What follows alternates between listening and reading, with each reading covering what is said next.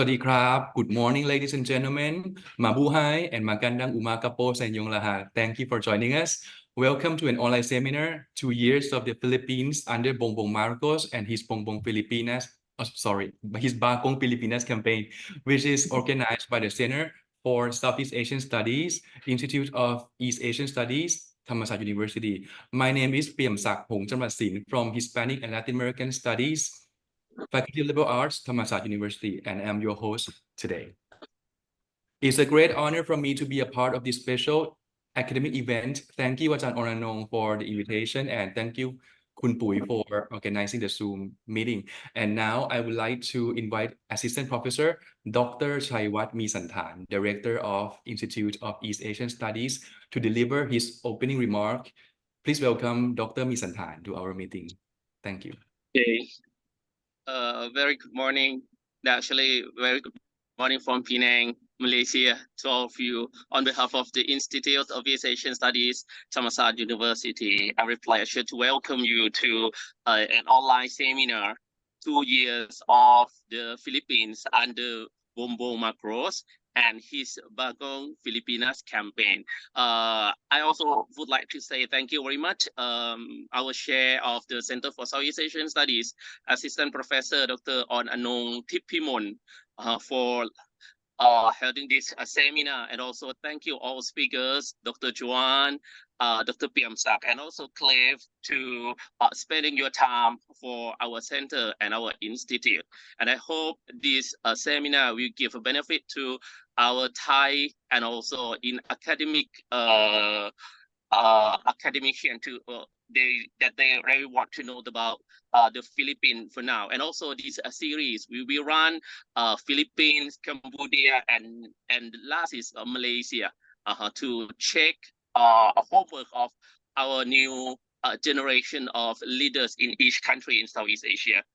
We are very happy to be with you today, and on behalf of the Institute, again, I would like to say thank you very much.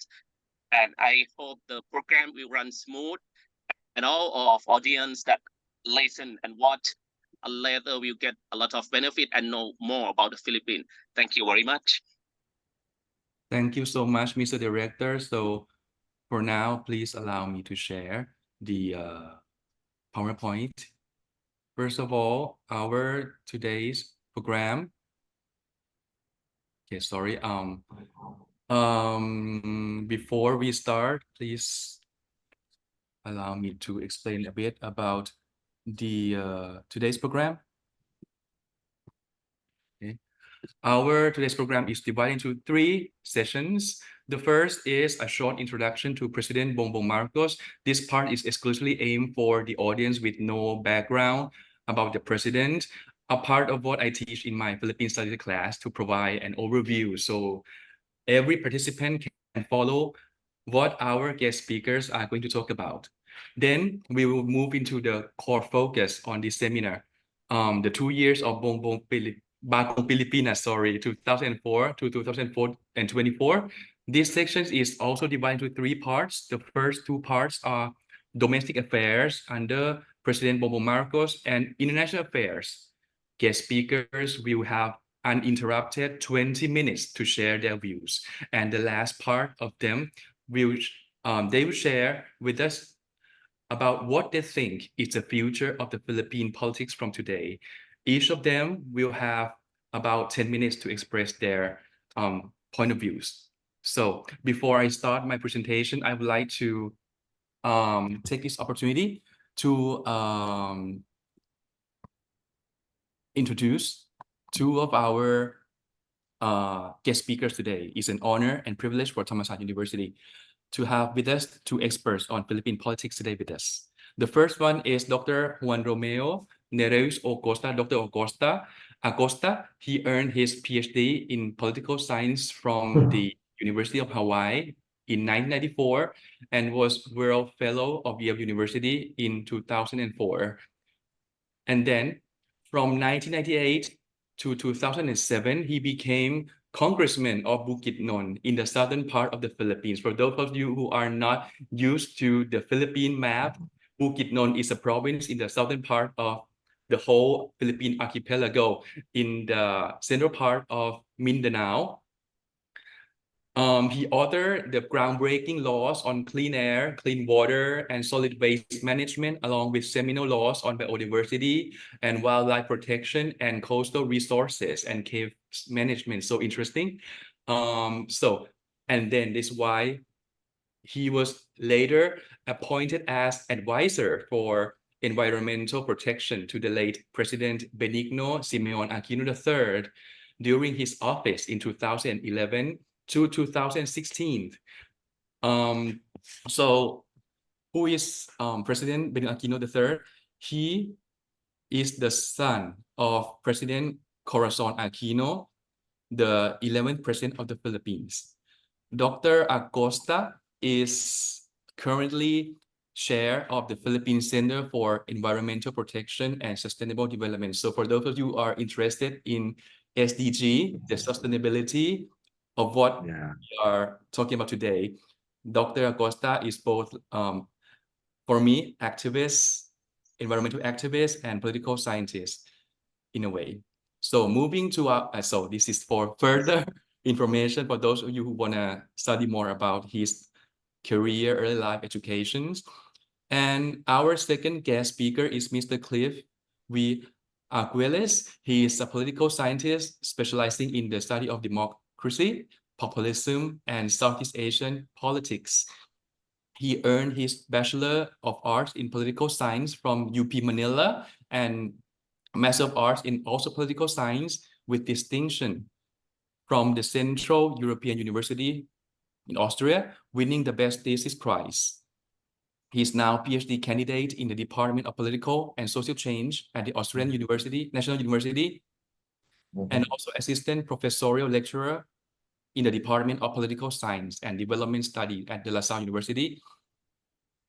He has conducted a bunch of research focusing on the politics of Rodrigo Duterte's populist mobilization, online disinformation in Southeast Asia, electoral dynamics in the Philippines, and Southeast Asia youth political participations in the Philippines.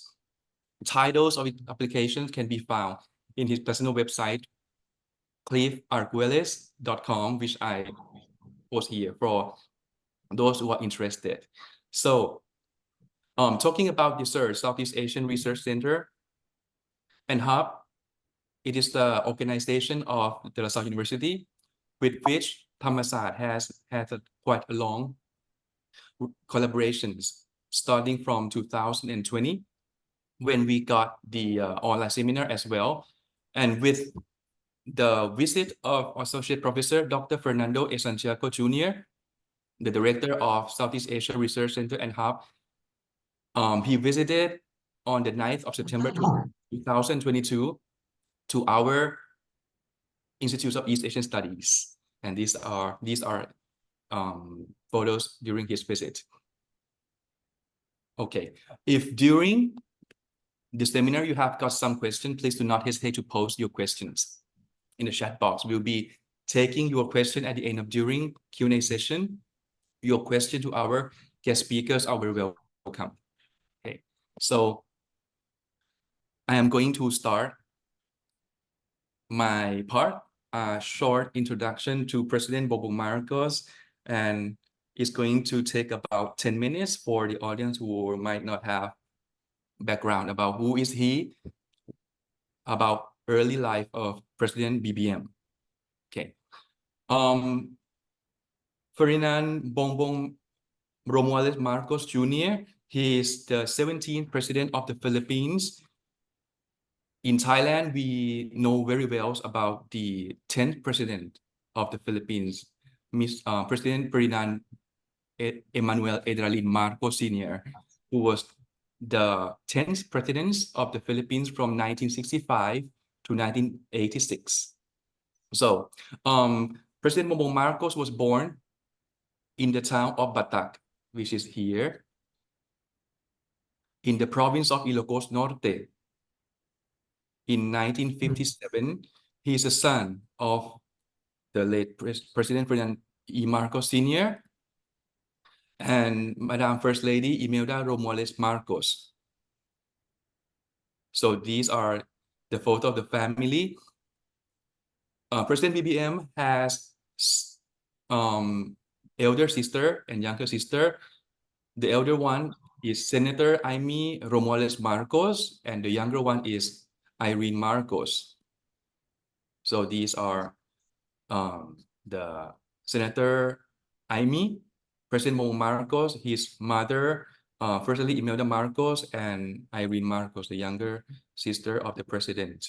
So about his service record, at the age of 23, President Bongbong Marcos started his political career being elected as Vice Governor of Ilocos Norte, a province in the north of Luzon Islands.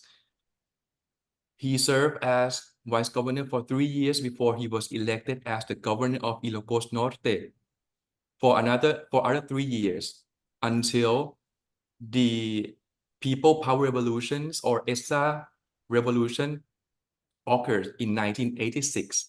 It was when the masses overthrown the Marcoses from the government. So his family needed to go into exile to Hawaii.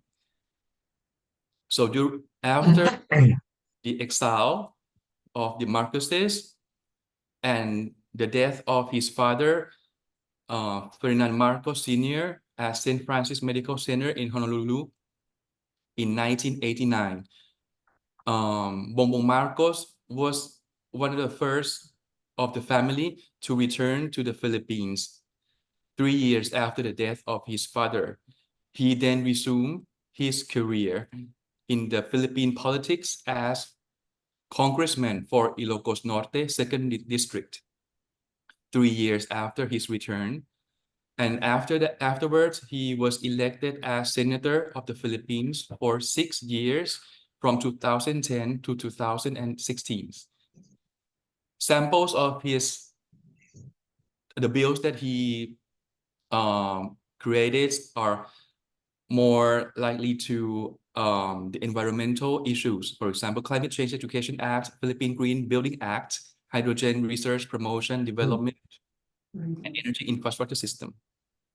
So after he came back to the Philippines in 1991, 2 years later, he married to Luis Lisa Cacho Araneta in 1993, which now is the First Lady Lisa Araneta. He has 3 children, Sandro, Simon, and Vincent Marcos. So this is the family, both of the president during his inauguration at the National Museum in June 2022. Talking about the coming of the Marcoses, the return of the Marcoses to Malacanang Palace, we need to mention about the 2022 presidential elections. It was when Bongbong Marcos found an ally with Sara Duterte, or Inday Sara. She is the daughter of President Rodrigo Duterte. Together they formed Uniteam. At the time, their political, the other group of candidates are Leni Robredo and Kiko Pangilinan, representing the color of pink. Meanwhile, the Uniteam using red and green. So I'm talking about this, maybe our 2 guest speakers might mention some technical terms about Uniteam, Sara Duterte afterwards. Okay, so showing you the electoral results of 2022, you can see the red one was very predominant in the electoral results. Like you see that it focuses on the north and the south. The north is where the Marcoses clan is having power, and the south is Duterte clan.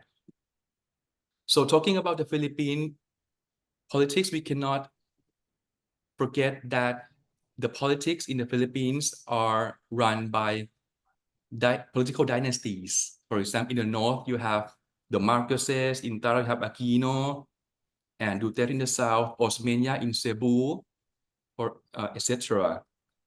So uniteam is when the two big clans goes together and unite the northern power and the southern power to form winning the government.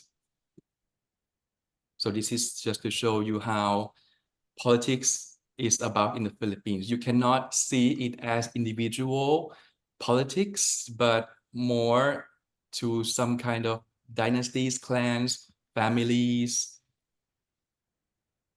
This is the result. So he won with landslide vote of around 58.74% of all the voters, together with Inday Sara or Sara Duterte, around 31 million votes. So these are photos during the day of inauguration.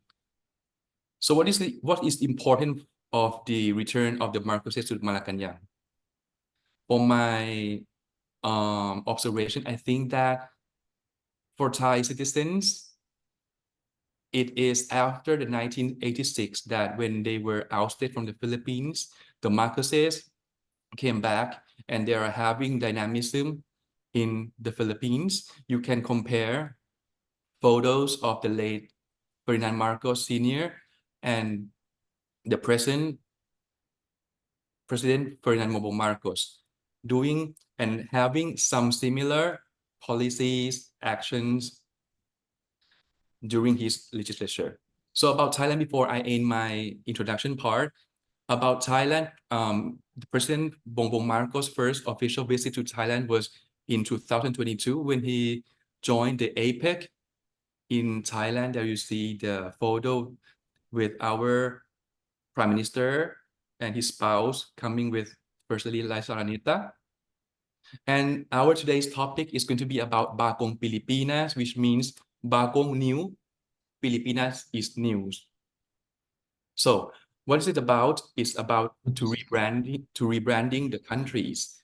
But about the details, our guest speakers are going to get into this issue deeply. So please welcome Dr. Acosta. Could you please share with us the what is the Bagong Pilipinas for you and things that have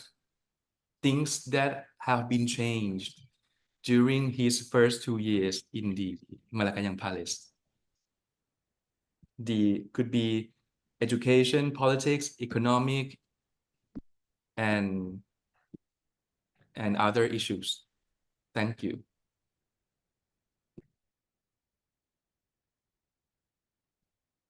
Okay, well, good morning, mabuhay, and to all of you who are joining from different parts of the world, or mostly from Southeast Asia. I'm coming in actually from Thammasat University Faculty of Liberal Arts. Thank you for the invitation. Thank you to Dr. Chaiwat, Dr. Chaiwat Misartan, to our colleague from the Academe, Professor Cleve Argilis, Kun PM, Professor PM Sak, and Dr. Onanong. Thank you. Thank you for this invitation. I actually am here also not just as an academic, but as a erstwhile or still a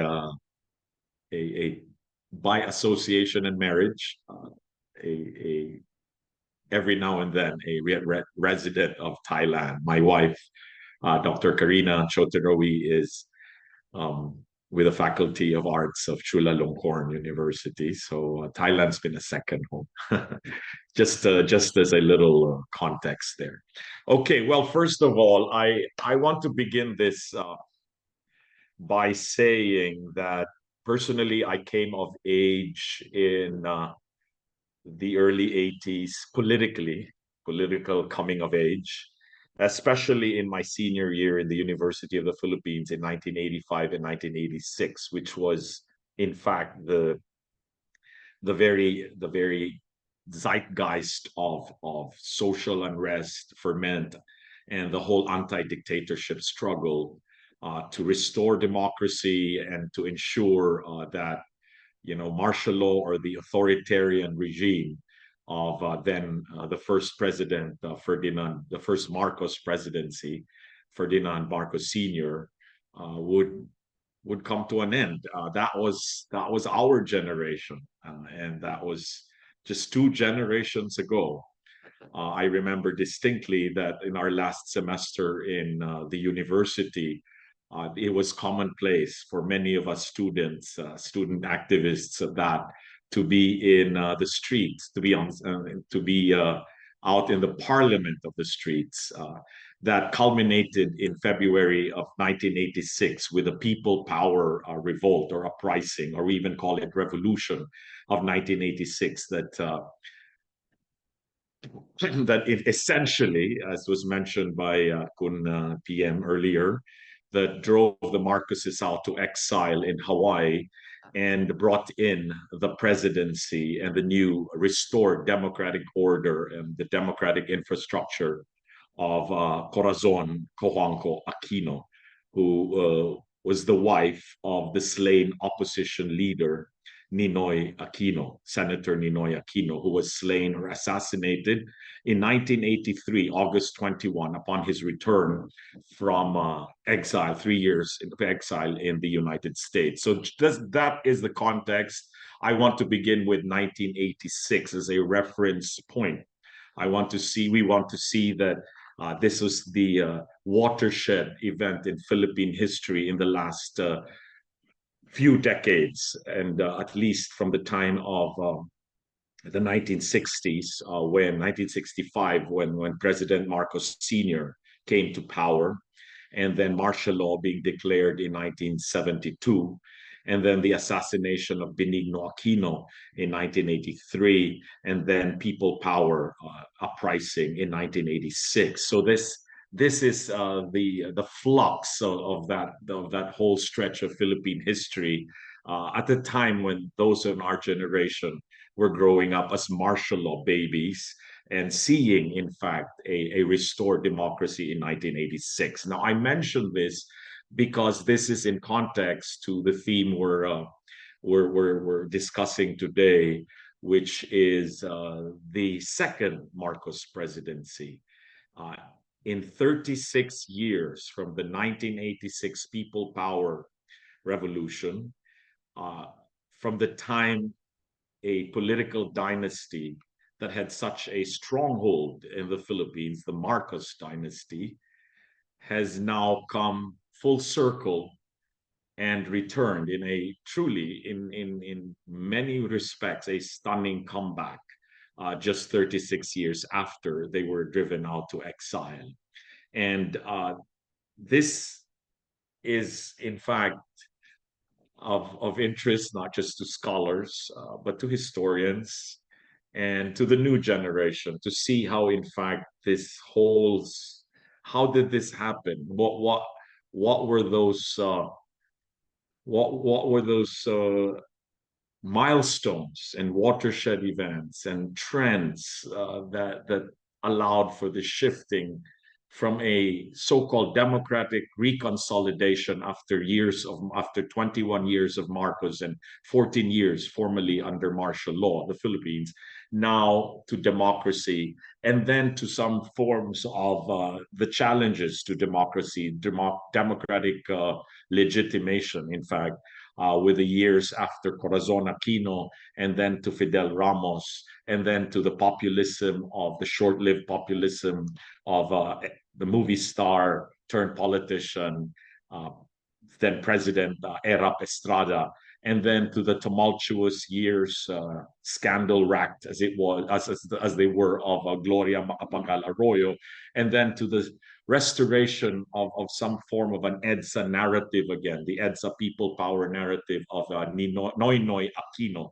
and then a reversal, in fact, back to some soft authoritarianism of Rodrigo Duterte, and then continuing with Bongbong Marcos today. I begin with, in fact, when we talk about Bongbong Marcos's presidency or a second Marcos presidency, we cannot separate that from the reality of a Duterte presidency. because a Duterte presidency, in fact, enabled or paved the way for a Marcos return, as it were. This because from the time President Duterte came to power on a wave of some references to authoritarian, if not rule, but authoritarian leadership, a strongman kind of a tough talking, sometimes even vulgar language talking president from Mindanao, an outlier looking at imperial Manila elite and saying it's time for us to change a order of things, and so this was a wave of new populism. He was repudiating, in fact, the narrative of EDSA, people power. EDSA, by the way, is a reference to the thoroughfare, the major artery of the metropolis of Metro Manila, where masses, the hordes and of people from all walks of life gathered to support. So it was a civilian supported military mutiny in 1986 that brought the Marcos dictatorship to an end and restored so-called formal democracy under Corazon Aquino. So the repudiation of that EDSA narrative came with the Duterte presidency, referencing, in fact, that the Marcos years, the first presidency of Marcos Sr., were were in a sense even good for the country. That was coming from the Duterte narrative, and the pivotal event here was during the Duterte presidency, allowing for that enabling of a Marcos return, in fact, was his allowing the burial of former President Ferdinand Marcos Sr. in the libingan ng mga bayani, which is a resting place, a pantheon for our so-called national heroes. And for the longest time, since the remains of then President Marcos Sr. were returned to his native province of Ilocos Norte, the governments of Corazon Aquino, Fidel Ramos, all the way to Noynoy Aquino, refused to have these the Marcos remains be buried in the libingan ng mga bayani, which is translated as a hero's cemetery.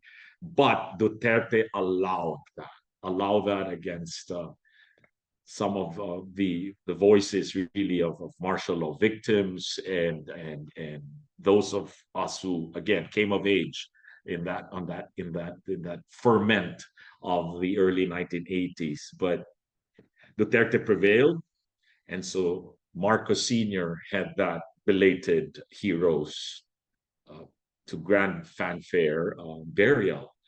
And so this started that restoration, in fact, of a Marcos or a rebranding of the Marcos the Marcos years or the Marcos ethos, martial law, authoritarianism, a Bagong Lipunan, new society, which was the mantra, in fact, during the martial law years, which we're seeing now as a throwback to those years of which is now the Bagong Pilipinas.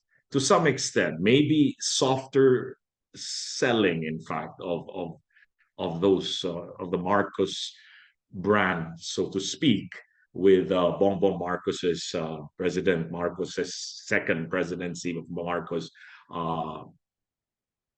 references evoking, loyalty to country, but in effect, with those references to martial law, the singing of Bagong Pilipinas hymns every now, and even now, it's already required singing in public events, in flag ceremonies across the bureaucracy and such. So from the repudiation during Duterte's time to now a revising or a reconstruction of the narratives from EDSA to now pre-EDSA, which in fact during the campaign of Bongbong Marcos and Sara Duterte, uh, the references in social media and a lot of these trolling, in fact, happening of this bombardment of messaging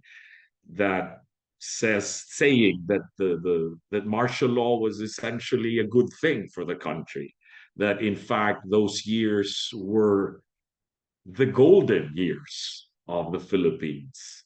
Talk about real reversals.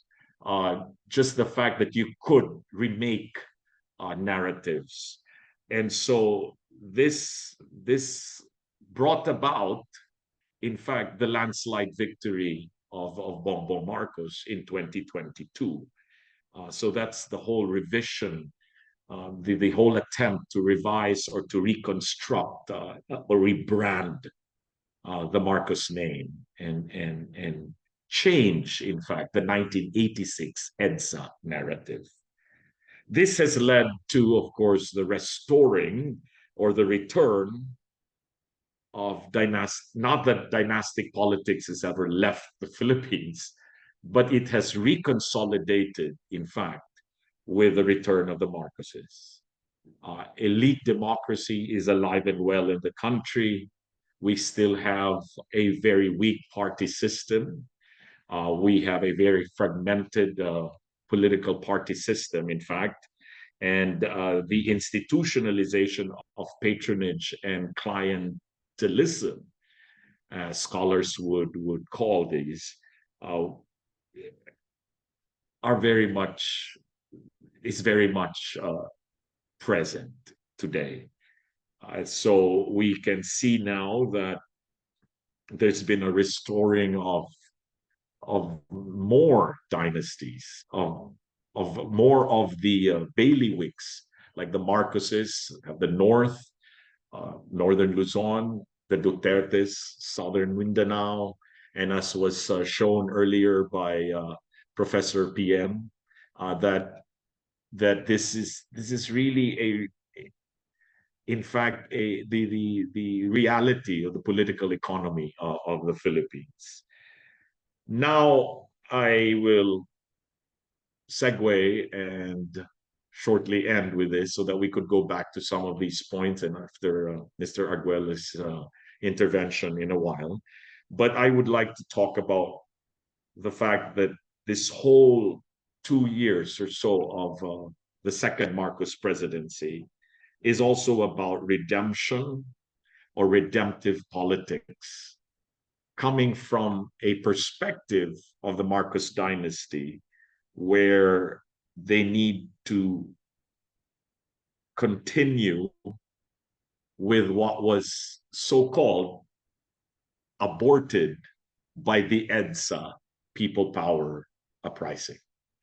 That in fact, even during the campaign towards for the 2022 elections, the rebranding, the whole golden age of martial law, etc., the subtext in all of that, somehow a subtext, but sometimes even more overt and more manifest than it simply being a subtext, is that EDSA, people power, was an aberration. That in fact, EDSA, people power, the return to so-called formal democracy, was an aborting of the so-called march towards progress and first world status in the style or mold of Singapore, which is in fact a banner of sorts, or a ratification, should we say, a validation of the authoritarian route, or the semi-authoritarian and not so much the democratic route towards progress.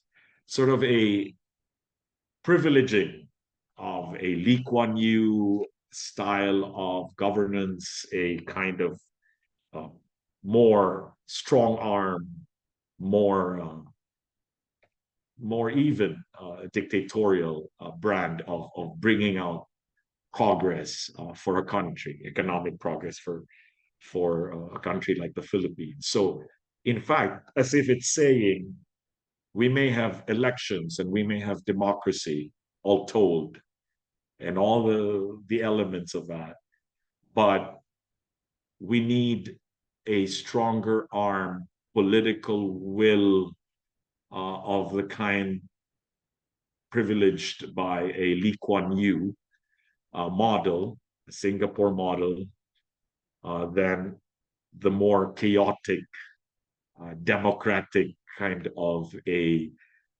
system like the Philippines.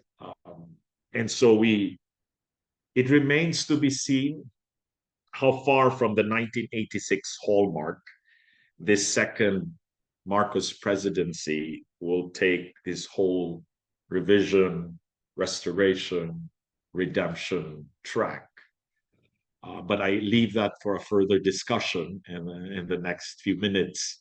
But I would like to just end for this part, this reflection that there has truly been a democratic, as some scholars would call this, deconsolidation. There's been a democratic backsliding, all told, in a country, in many parts of Southeast Asia, Thailand, Indonesia, Malaysia, but in a country like the Philippines that was so proud, that prided itself in the 1986 sort of milestone for global democracy, the example of EDSA, people power. It is in many respects a cause for deep reflection. And personally, there is sadness. Again, I return to when I just started this intervention, that coming of age in the parliament of the streets of the early 80s and graduating as the first batch of a people power generation in 1986. We sit back and wonder where it's really headed. But I leave some of that for discussion and for your questions in a while. But thank you. Thank you for this opportunity again. Good morning. Thank you so much, Dr. Acosta. Please allow me to do a 1 minute summary in Thai for our audience, if I may. Okay.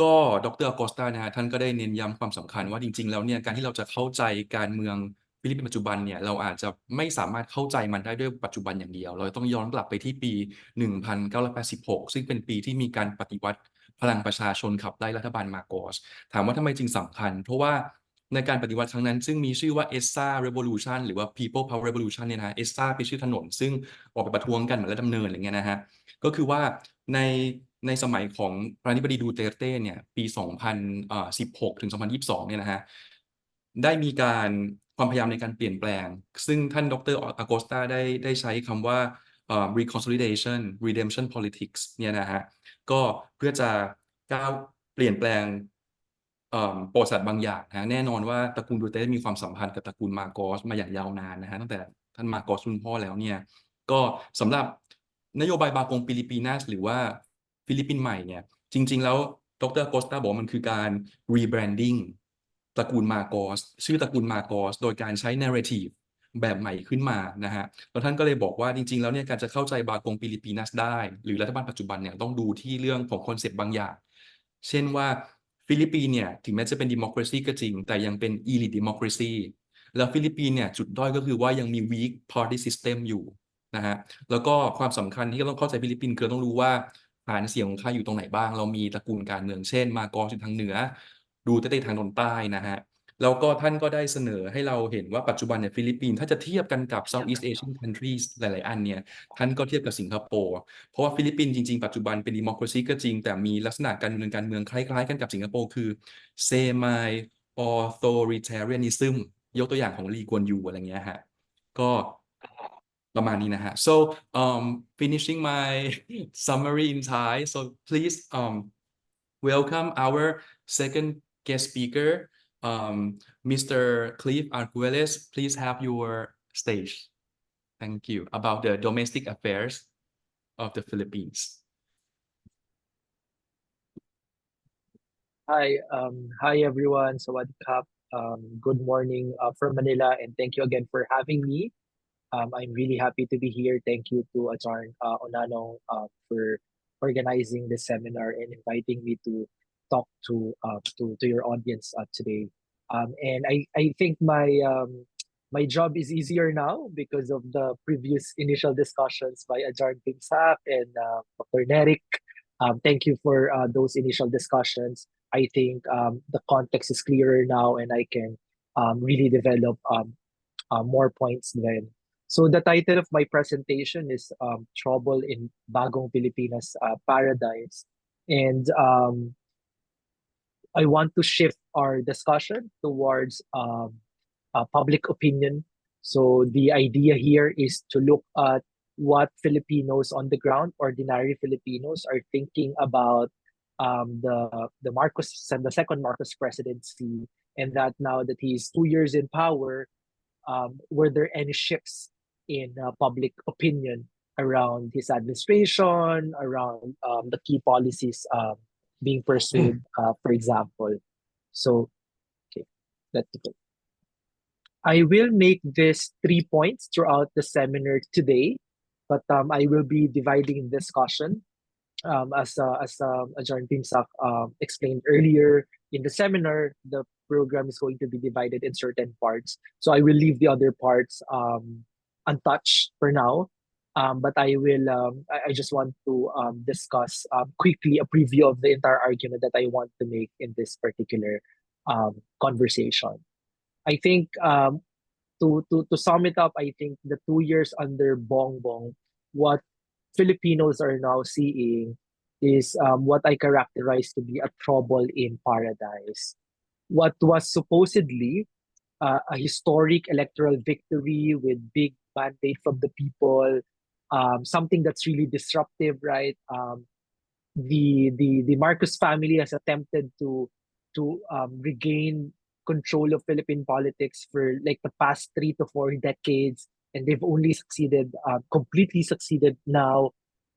And because they've also allied with another popular family, the Duterte family of the South, and this is, you know, the victory of Marcos and Duterte, the political marriage between the two families is widely seen sort of a very successful, positive story of unity between two families. But after 2 years, I think most Filipinos are also seeing that these may be these may not actually be the truth, right? That this beautiful facade is starting to be uncovered, and we are starting to see through the cracks, right? And the problems and the emptiness of the promises. This is why I'd like to characterize it that 2 years in the supposedly bagong Pilipinas or the new Philippines, what Filipinos are seeing are troubles rather than positive developments. And I make 3 arguments in support of that characterization. And the first one is on domestic politics. And I argue that if you look at public opinion, what is developing on the ground is that the spark that the restoration politics has supposedly ignited among the Filipinos, you know, that they wanted a return to the golden years, quote unquote. Of course, that's not true. That's disinformative. The golden years of the Marcos martial law years. That they wanted to bring back the glory of the Philippines by returning the Marcoses in power. Although that gained initial public support and wide public support, given, you know, the results of the elections, as was discussed earlier, I think now it's losing its spark on the Filipinos. So let me just go through that particular part of my presentation. So if you look at the polling numbers, and this is across different polling organizations. So I'm already saying that I think more or less the polling numbers are the same for different polling organizations. One, restoration is losing its spark, as evidenced by the decline in popular support for President Marcos Jr. So, for example, in December 2023, that was last year, 66% of Filipinos said that Bongbong is doing well as president. Right? So that's quite high, 66%. But in March 2024, only 45% of Filipinos say the same thing. So this is the first time that we are seeing that the president is losing the support of the majority of the Filipinos in terms of the number of Filipinos saying that Bongbong is doing well. And if you look at other polling organizations, I think it's the numbers are just between 50 to 45. So you can assume that for sure that there's a decline in the popular support for the president. And on second count, that the decline is quite significant, right? Because it's coming from this high position, and now it's just barely at the majority level. And this says a lot, no? About what Filipinos on the ground are thinking in terms of what is happening 2 years in after President Marcos Jr. was elected. And if what is very interesting here is that unlike Rodrigo Duterte, unlike the past immediate president, right, the trajectory of the satisfaction ratings of President Bongbong Marcos are actually similar with most of the Fifth Republic presidents or the post-martial law presidents. No? So if you can see it here, Bongbong is the pink line. No? You see here that more or less his trajectory is close to some of the other previous presidents. Then when you compare it to Rodrigo Duterte, so Duterte is quite an anomaly, right? That he enjoyed popular support quite consistently, especially towards the end of his term. No, there were dips definitely, but it recovered. But if you look at Bongbong's popularity ratings, no, he's more or less suffering the same fate as the other past Philippine presidents in the recent history. And so usually after 2 years in power, we say that the honeymoon period is over. The Filipino public starts to demand that the key promises are reflected, that some changes in their lives should be demonstrated, right? So it's not so they become more critical, right? And I think that's also what's happening with Bongbong. But this is also very important because it says a lot about the fragility of the public support for Marcos, right? Because when they won in 2022, the assumption is that this is a game changer. This will end the EDSA Republic, right? The Philippines will completely return to, will completely undo all of its democratic gains, will reverse all of its democratization project, right? But we see that the public support is actually quite fragile, right? And the expectation is that if we follow this trajectory, that the ratings will continue to decline, especially if it will follow that of the other Philippine presidents. No? So as you can see, Gloria Macapagal Arroyo is also an outlier here because she started her presidency already at an unpopular level, and because of the corruption and election fraud, she became really unpopular.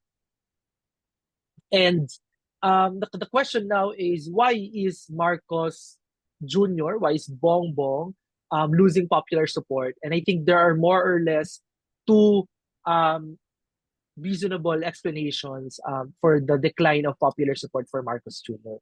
One is that the government of Bongbong Marcos is widely seen as failing to address key economic issues. So a very important context here is that this Bongbong Marcos in 2022, his Bagong Pilipinas, his unit team won with a key promise that there will be a shared prosperity among Filipinos once they are restored in power, and that that the lives of everyday Filipinos would be better. And a very important promise that the president has made is something to do with the price of the rice. So I think our Thai friends and all of our Southeast Asian friends can relate to this, that rice is life for many Filipinos. And so this is a very important component of his promise. And he said that he will bring down the price of rice to 20 pesos.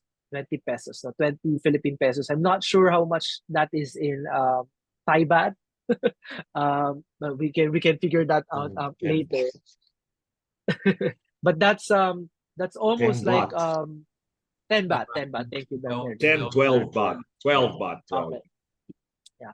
So to bring down the price of rice to 10 to 12 baht a kilo, but the current prices are more than double that price.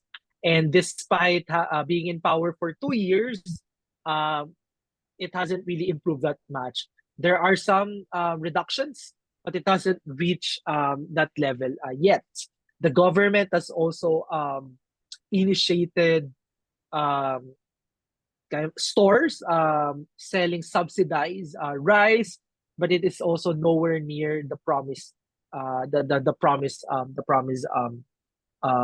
10 to 12 baht per kilo. This is a very important promise. In fact, if you will look back at the reports in 2022 and kind of like watch again the interviews among ordinary voters, why are you voting for Bongbong? Why are you voting for Marcos? And they say, oh, because the price of rice will go down, right?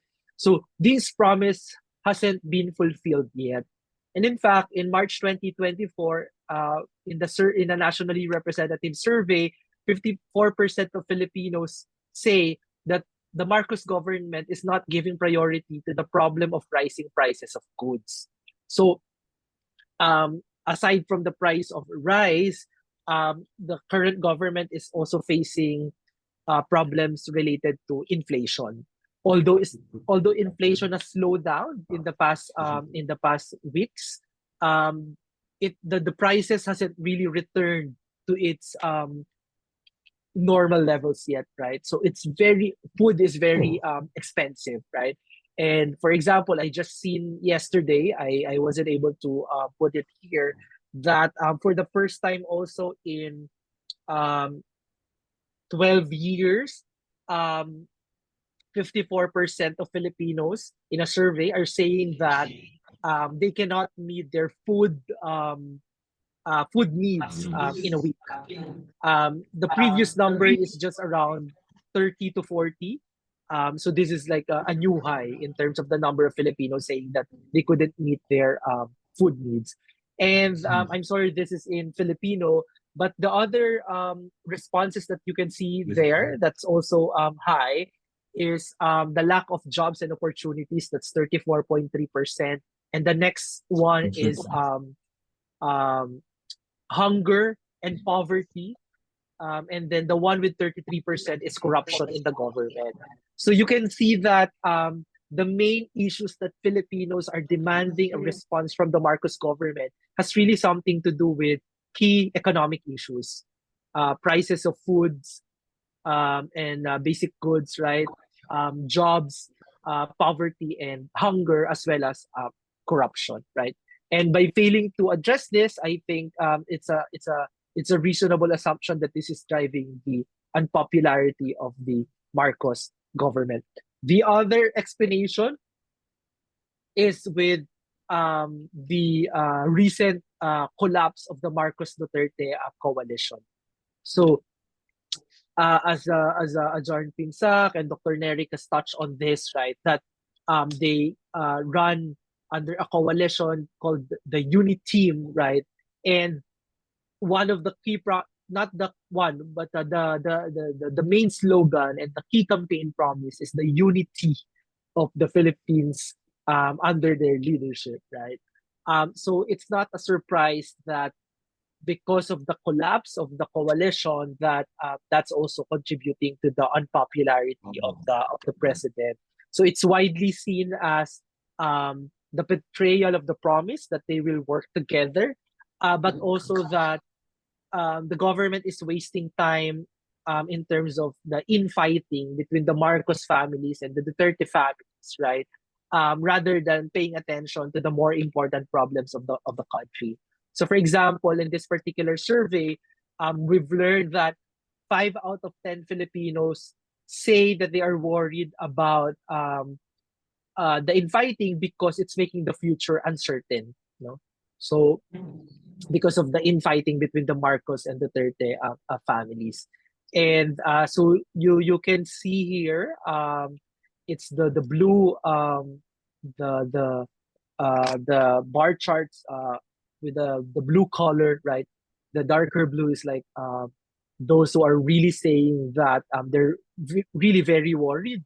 The lighter blue is just worried. So if you combine the two, that gives us around 5 out of 10 Filipinos saying that they're actually worried about this infighting, and that's driving the unpopularity of the president as well. And to no surprise, the vice president is also experiencing decline in popular support. From December 23, she was she had 73% of Filipinos saying that her performance as vice president is good. On March 2024, that's only 60%. So both Marcos and Sara are experiencing this decline, and are experiencing this decline. Although the decline, if you also look at other polling organizations, is more significant with the president, right? So I think I will stop here for now, and just really go back to that idea, my argument that the restoration, the promise of restoration, that with the return of the Marcos family in power, and that supposedly mobilized a lot of Filipino public support, that is losing its spark for two major reasons. One is that the Marcos government is failing to address key economic issues, and in fact, those were central elements of the campaign promises of the president. And secondly, with the collapse of the Marcos Duterte coalition, that's also causing a disintegration of their supporters, right? Because I think very important to point out that um, if you will look at the number of Filipinos consistently voting for the Marcos family. So as Ajarn Finsak showed, Bongbong previously run for a Senate position, that's a national position, previously run for vice president. His numbers are around 30 to 35% quite consistently. So you can say that that's kind of like their national constituency. That's the Marcos national constituency. The Duterte, so when they joined forces with the Dutertes, then they expanded that constituency. So now that they are enemies again and not really friends, we can see that that's also bringing down the number of public support for both the president, but also for both for the vice president, Sara Duterte. So I'll stop here, and I look forward to continuing our conversation. Thank you. Thank you so much, Mr. Aquiles. Okay, personally, I'm very impressed by the details and by the numbers that you have provided us to see the realities, not from the Malacanang palaces, but to hear the voices of the people. I think that we have got quite a perfect match today's guest speakers, while Dr. Acosta giving us some concepts from the Malacanang Palace, Mr. Arguelles giving us another spot of things. Okay, so I'm going to take this 1 minute to summarize Mr. Arguelles' argument. Okay, ก็จริงๆความน่าสนใจของคุณ Arguelles ก็คือว่า เขาได้หาผลสำรวจมาหลายอย่างมากๆนะเพื่อจะบอกว่าจริงๆแล้วการจะเข้าใจในยุคของบองบองมาโกสเนี่ยจริงๆอีกคอนเซปต์หนึ่งต้องรู้คือสิ่งที่รัฐบาลพยายามทำก็คือการหวนกลับไปหา golden years ในยุคของมาโกสผู้พ่อนะฮะซึ่งมันมี narrative ที่บอกว่าจริงๆอ่ะถ้าเลือกเราจะสามารถ some kind of make nation great again just like in the year of Ferdinand Marcos Sr. แต่สิ่งที่เกิดขึ้นคือว่า the promise has not yet been fulfilled คือคนฟิลิปปินส์จากผลสรุปรู้สึกว่ามันยังไม่ได้เท่าที่เขาคาดหวังเอาไว้นะฮะแล้วก็สิ่งที่สำคัญที่คุณอาโกเยโซคือว่าสิ่งที่รัฐบาลยังพลาดก็คือว่าการ fail to address key economic issues สิ่งที่คนคาดหวังที่สุดคือเรื่องของเศรษฐกิจเหนือสิ่งอื่นใดเพราะว่าตอนที่หาเสียงเอาไว้ในยูนิทีมก็คือทีมซึ่งบงบงกับซาร่าดูเตเต้ลูกสาวของโดริโกเนี่ยแท็กทีมกันมาสมัครจนชนะเนี่ยนะฮะเคยสัญญาไว้ว่าเราจะแก้ปัญหาราคาของข้าวที่มันสูงให้กลับไปอยู่ที่20เปโซต่อกิโลซึ่งมันจะประมาณ13-14 บาทต่อกิโลนะฮะซึ่งปัจจุบันเนี่ยราคามันก็ดีขึ้นไปประมาณ2เท่าแล้วดังนั้นการแก้ความไม่สามารถในการแก้ไขปัญหาสินค้าของประเทศทำให้คนฟิลิปปินส์เริ่มเสื่อมความนิยมจากผลสำรวจที่เกิดขึ้นเนี่ยก็ลดลงมานะฮะจากประมาณ66%นะฮะในปีก่อนจนปีนี้เนี่ยเหลือแค่45%นั่นหมายถึงว่าคนซึ่งเคยเกินครึ่งนิยมตอนนี้เหลือน้อยกว่าครึ่งหนึ่งของผลสำรวจที่นิยมนะฮะแล้วก็ได้มีการพูดถึงเรื่องของการทำผลสำรวจว่าปัญหาอะไรซึ่งคนไม่พอใจที่สุดที่หนึ่งก็คือเรื่องของ rising prices of goods ปัญหาราคาสินค้าเพิ่มสูงขึ้นเนี่ยในผลสำรวจมากกว่าครึ่งของคนฟิลิปปินส์ไม่โอเคกับเรื่องนี้ลำดับถัดมาเงินเฟ้อนะฮะ ความหิวโหยคอร์รัปชันเราจะเห็นได้เลยว่าเหนือความคอร์รัปชันเนี่ยสิ่งที่คนคอนเซิร์นมากๆเลยก็คือเรื่องของปากท้องนะฮะอีกข้อนึงก็คือว่าปัญหาของรัฐบาลนี้คือว่าเคยขายว่าเราจะทำงานร่วมกันกับตระกูลดูเตเต้ยูนิทีมแต่ the collapse of unity team เนี่ยที่จะทำงานด้วยกันไม่ได้เนี่ยมันทำให้เกิดการทะเลาะกันคนก็เลยมองว่าสุดท้ายเนี่ยเธอจริงจังกับการแก้ปัญหามากน้อยแค่ไหนเพราะว่าแทนที่จะเอาเวลามาทะเลาะกันเนี่ยเราก็ควรจะเอาเวลามาแก้ไขปัญหาเศรษฐกิจนะฮะอันนี้ก็คือการสรุปรวมถึงข้อเสนอของมิสเตอร์อาร์ u เ l สนะครับครับ also we are going to proceed to the second part which is going to talk you Dr. Acosta going to begin about the international issues of the Philippine government. Please have your words. Thank you. 20 minutes, please.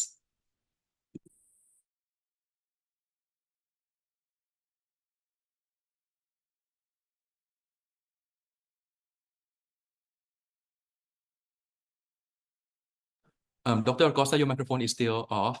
Could you turn on the mic? Yes, yes, Okay, yes. thank you. Is that okay now? Yes. Okay, is that okay? Yes. I'd like to focus on just three major points in the international arena. Of course, the Philippines and the Bongbong Marcos presidency vis-a-vis China, and of course the United States. The whole brouhaha and the continuing turmoil with the West Philippine Sea as such, and also the ICC, the International Criminal Court, which is fast on the heels of former President Rodrigo Duterte, and how that plays out in what Mr. Aguilar said about the rift, the deepening rift between the Marcos and Duterte uh, families, in fact. So first, there is no more a more stark contrast between the two presidencies in the international front, that is between former President Rodrigo Duterte and now President Bongbong Marcos.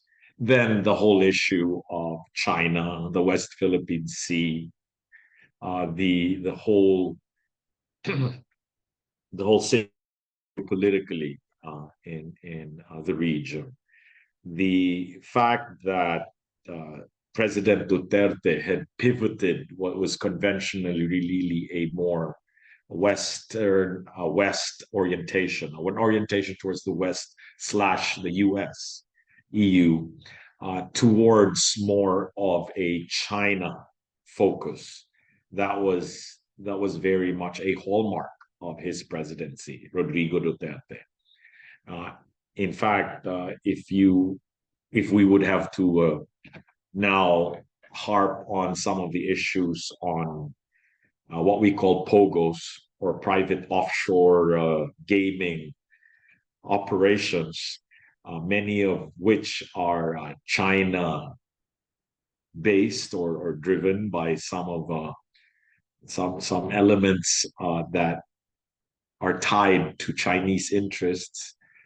This whole controversy of gaming and online operations being set up in the Philippines, having some so-called Chinese citizens, but posing as Filipinos, including now a cause celeb of a mayor in Tarlac, who his real identity questions about her being Chinese, and yet was elected a mayor of a sizable municipality in Tarlac, which is the home province of the Aquinos.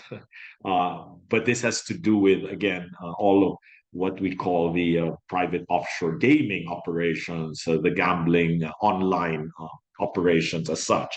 And the whole question of how much really does China have, and the influence of these on these POGOs. And apart from that, the whole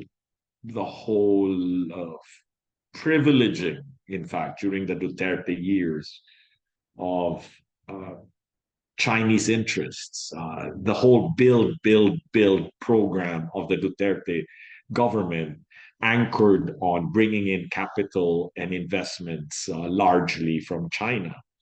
And the fact that even as a former president, Rodrigo Duterte was invited by Xi Jinping to Beijing, even as a former president, that he already was after 2016. And then the whole incursion measures and the continuing so-called aggression of Chinese ships, or Chinese military or navy elements in the West Philippine Sea, which in a 2016 arbitral ruling in the international arena, we won. The Philippines won, because this was during the time of President Noynoy Aquino filing that whole case to define Philippine territory and sovereignty over the West Philippine Sea. But that was disregarded when Duterte came to power. And in fact, there were many military installations, established in the West Philippine Sea, even the building of some outposts or military installations. In fact, even the destruction of coral reefs there and making airfields, etc. So that's very clear during the 6 years of the Duterte presidency, which now under Bongbong Marcos has really done a pivot back to the United States.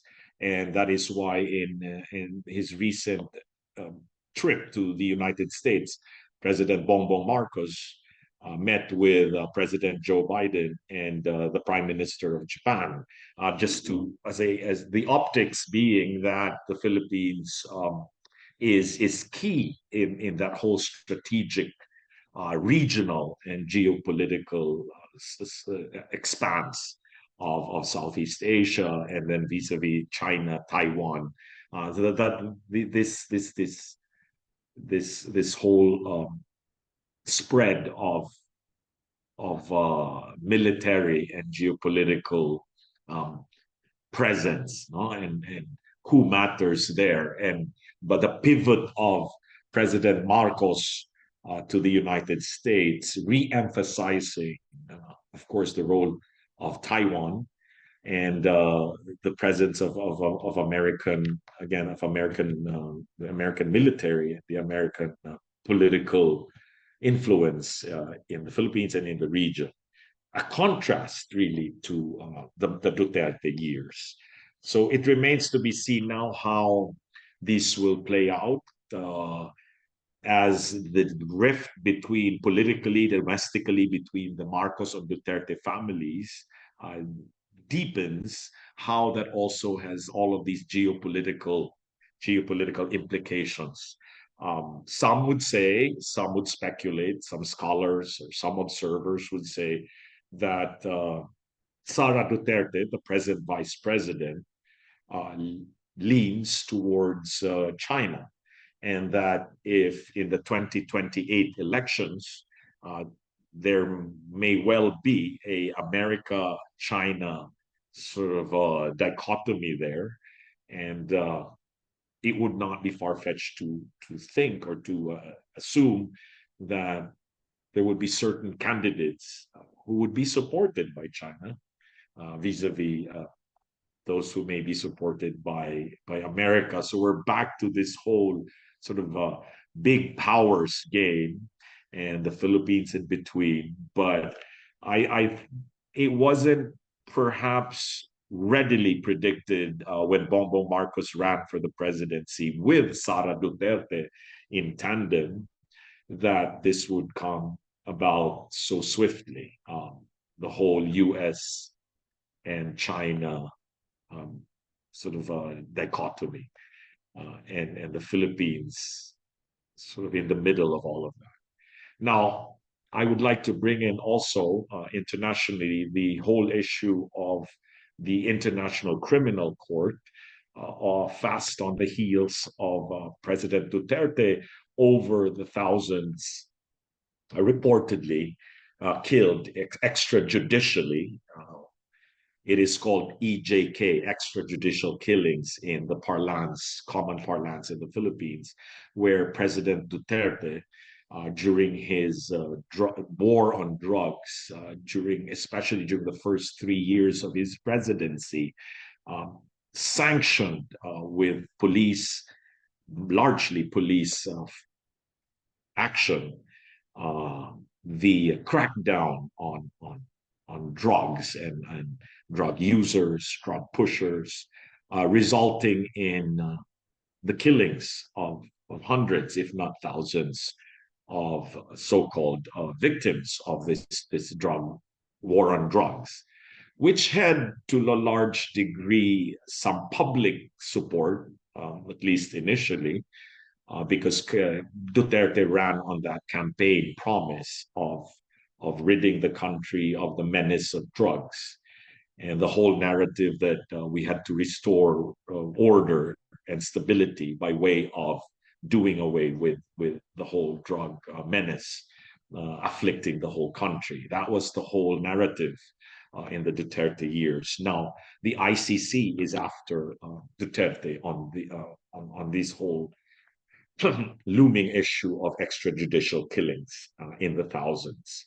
Now with President Marcos, there's been some waffling and a shifting also of the position of whether um, there would be full cooperation on the part of his government to let in the International Criminal Court to fully not just investigate but prosecute, in fact, President Duterte for these so-called crimes of extrajudicial killings.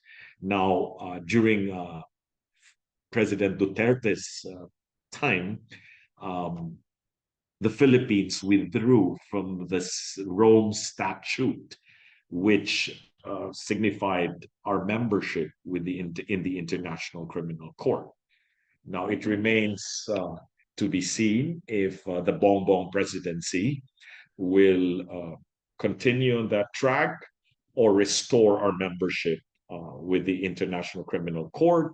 And there are indications that slowly that there is more cooperation with the International Criminal Court to pursue former President Duterte in this whole prosecutorial thrust of the ICC. And again, the implications of the rift between the Duterte and Marcos families now, politically and in the domestic scene.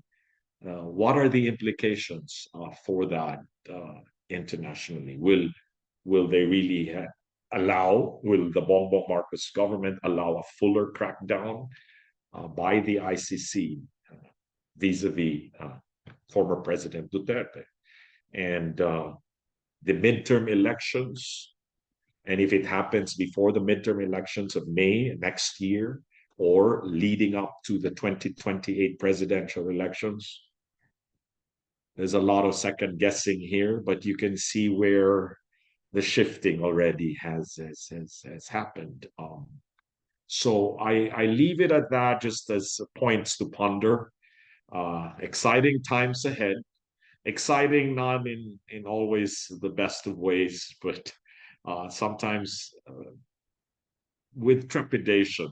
We see these kinds of developments, and we wonder, as citizens of the country, whether it has come to a point where we're left to sort of choose between these two families, because they're the predominant dynasties now in the Philippines, and what that means for our democracy, and what that means. I return to my earlier intervention, what that means for the original EDSA and post-EDSA people power ethos, which is about liberal democratization and human rights and the rule of law, and how much that really has changed over just 2 generations. So I'll stop here for now. Thank you. Thank you again Dr. Costa ก็สำหรับเรื่องของประเด็นการต่างประเทศในยุคของ2 ปีแรกของท่านบงบงมาโกสนะฮะก็ดร. โกสตาก็ได้พูดถึงปัญหาแน่นอนครับปัญหาทะเลจีนใต้นะฮะซึ่งในข่าวไทยก็ออกบ่อยใช่ไหมฮะซึ่งดร. โกสตาจะสะท้อนให้เห็นถึงว่าจริงๆแล้วเนี่ยเราอาจจะไม่ได้มองปัญหาแค่ว่าตัวฟิลิปปินส์กับจีนแต่ว่าถ้าเป็นภายในเนี่ยเนื่องจากมันมีความเปลี่ยนแปลงระหว่างรัฐบาลของท่านดูเตเต้มาจนถึงยุคของมาโกสยุคของดูเตเต้เนี่ยจะเห็นฟิลิปปินส์เนี่ยมีความพึ่งพิงจีนสูงมากหรือแม้กระทั่งว่าตอนนี้ท่านลงจากตำแหน่งแล้วเนี่ยรัฐบาลจีนโดยประธานาธิบดีสีจิ้นผิงก็ได้เชิญท่านดูเตเต้เนี่ยไปเยือนประเทศจีนเหมือนกันนะฮะทั้งที่ว่าเป็นแค่ former president นะฮะในยุคปัจจุบันเนี่ยหลังจากที่เข้ามาสู่ยุคบากงฟิลิปปินัสเนี่ยฟิลิปปินส์โดยบงบงมาโกสได้มีการเปลี่ยนแปลงท่าทีจากการพึ่งพิงมีความสัมพันธ์ใกล้ชิดกับจีนมากลายมาเป็นความสัมพันธ์ที่กลับไปใกล้ชิดกันกับสหรัฐอเมริกานะฮะมีการเยือนสหรัฐอเมริกาแล้วก็เข้าพบกับประธานาธิบดีโจไบเดนนั่นเองนะฮะอีกปัญหาหนึ่งในทะเลจีนใต้ซึ่งผมดูติดตามข่าวเยอะมากก็คือเรื่องของโปโก้นะฮะใครสนใจการเมืองฟิลิปปินส์เนี่ยโปโก้ POGO นะฮะ Philippine Offshore Gaming Operator อันนี้ก็จะเป็นปัญหาคล้ายๆกับ private offshore sorry private offshore gaming operations yes ซึ่ง Pogo หรือ Pogo นะฮะเราลอง search you can search in like Pogo is เป็นปัญหาที่ค่อนข้างจะได้รับความพูดถึงมากเลยนะฮะมันคล้ายๆกับปัญหาเมืองไทยเรามีปัญหาแบบกลุ่มทุนจีนสีเทาอะไรเงี้ยฮะแต่อันนี้เนี่ยจะเป็นการเขาจะไปตั้งศูนย์เป็นแบบออนไลน์เกมมิ่งอยู่นอกชายฝั่งทะเลนะฮะแล้วก็จะมีปัญหามากมายลองเสิร์ชนะฮะแล้วก็ปัญหาอีกปัญหาหนึ่งในทะเลจีนใต้ซึ่งมันส่งเขามาในประเทศจีนเลยก็คือว่าไอ้โพโก้เนี่ยมันอยู่ในทะเลจีนใต้ซึ่งปัจจุบันฟิลิปปินส์เปลี่ยนชื่อ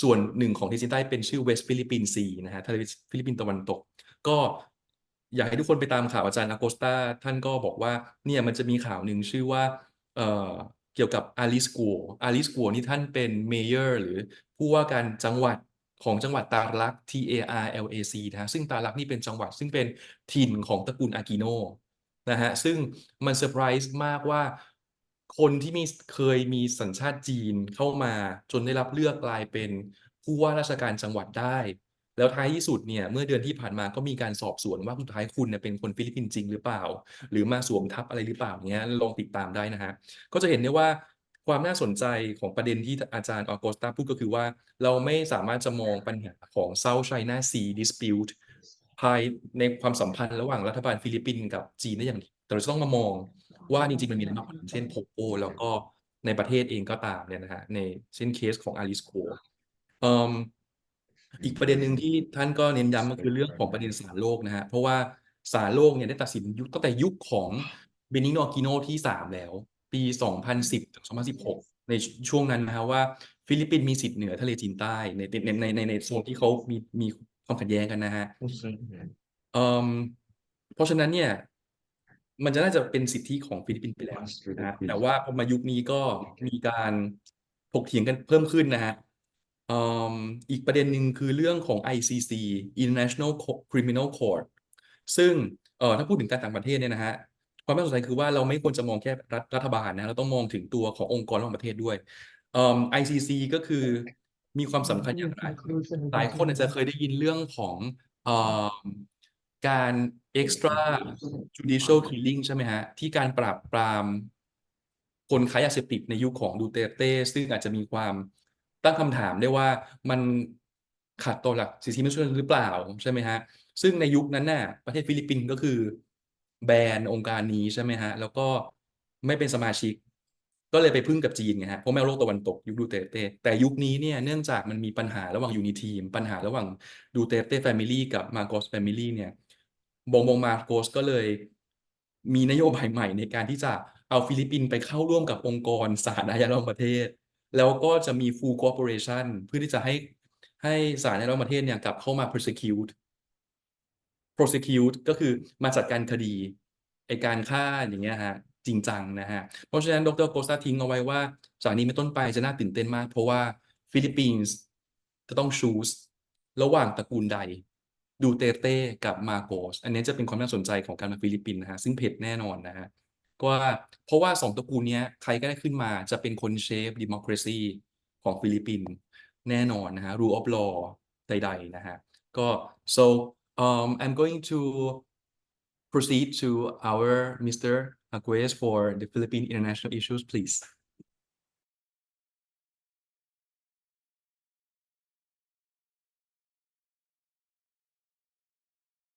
Yes. Yeah. Thank you again. So I'll be continuing the conversation now focus on international arena.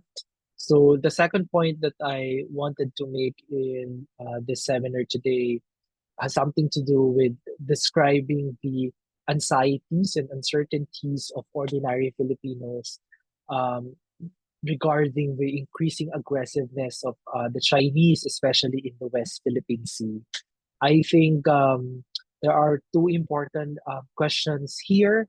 One is how are Filipinos seeing this particular geopolitical development, right?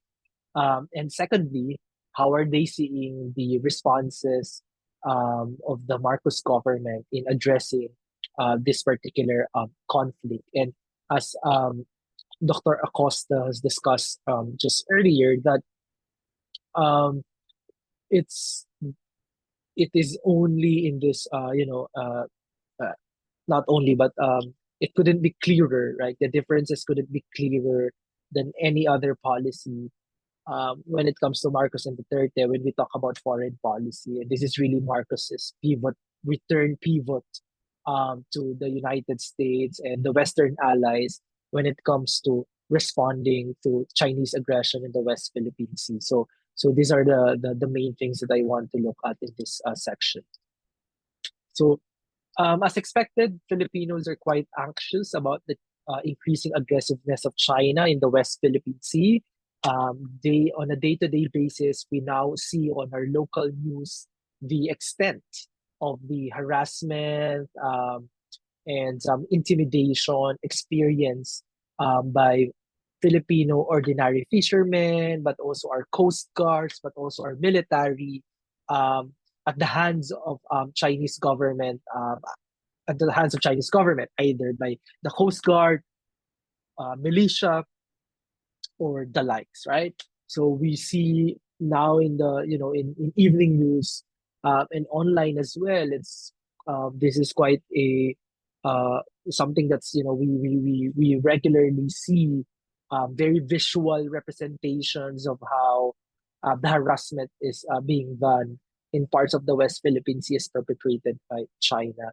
So it's no surprise that 65% of Filipinos in March 2024 believe that the tension in the area is actually worsening, the tension between China and the Philippines, right? Yeah, and for many Filipinos too, they're quite divided on whether the president is managing the conflict well.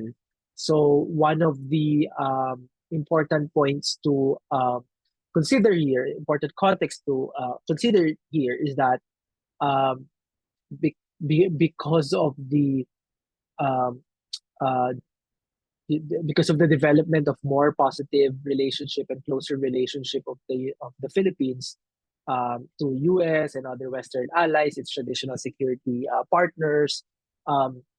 The idea is that China is responding negatively to this, right, and therefore they're being more aggressive, right?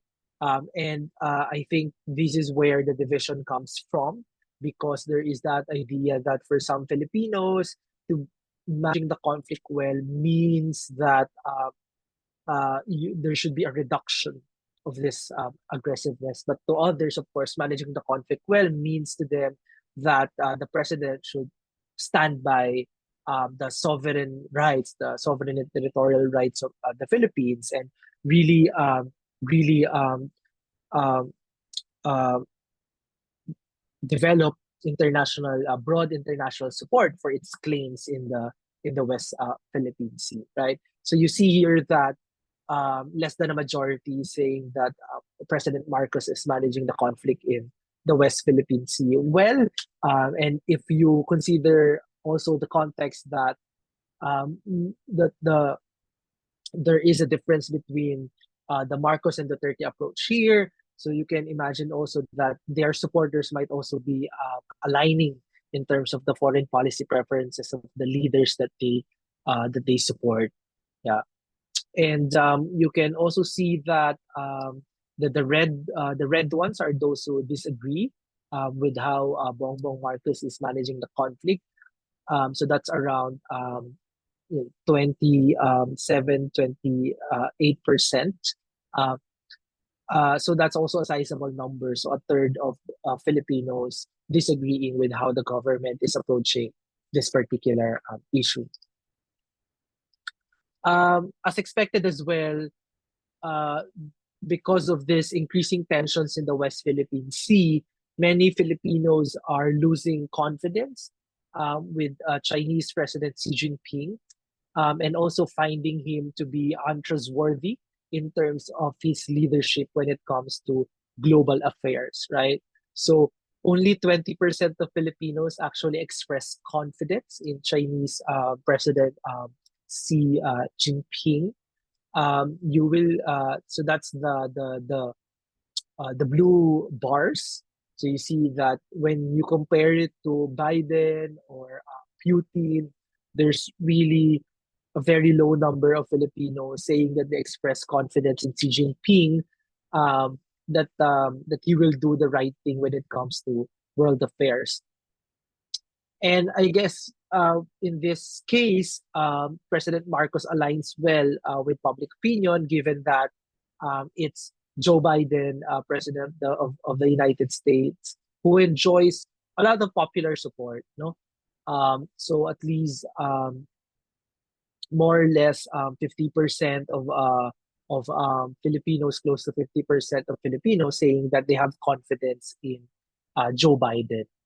But one important thing to note as well is that there's a lot of Filipinos saying that they don't really know these leaders. They don't know, that's the gray ones. They don't know Joe Biden. They don't know Xi Jinping. They don't know Putin, right? So this is another tension that needs to be understood in such a way that it raises the question of how interested Filipinos are, for example, when it comes to international affairs, right? And I think the second half of the point I'm trying to develop has something to do with this, that aside from being anxious about the aggressiveness of China in the West Philippine Sea, many are also quite uncertain on how they want the government to respond. Of course, they want the Philippines to stand up for its sovereign rights. Of course, um, they have confidence and trust more in the United States and with Joe Biden, right? But there are still sources of uncertainties in terms of how Filipinos actually wants the government to respond to um the conflict, right? So, for example, when we ask the question, what do you think should the government prioritize in terms of the many different issues that you face? Only 1 out of 10 Filipinos actually think that the West Philippine Sea issue must be prioritized. It's here. It's the one with 14.4%. Yeah, it's the one quite in the middle. And it says it refers to the issue of Chinese aggression in the West Philippine Sea. Oh, sorry. Yeah. So they're worried, they're anxious, they want some form of response, right? But in terms of like the hierarchy of what the government should the hierarchy of issues of what the government should prioritize, they're actually saying that maybe pay attention to the prices, to socioeconomic issues first, than really focusing on the West Philippine Sea issue. Here also we've learned that most Filipinos say government should focus on resolving domestic issues rather than actively participating in international affairs. That's 75% of Filipinos saying that it would be better off if the government would just pay attention to domestic issues, right? So that's a really high share of Filipinos preferring um, the government to focus on domestic concerns. And related to this, despite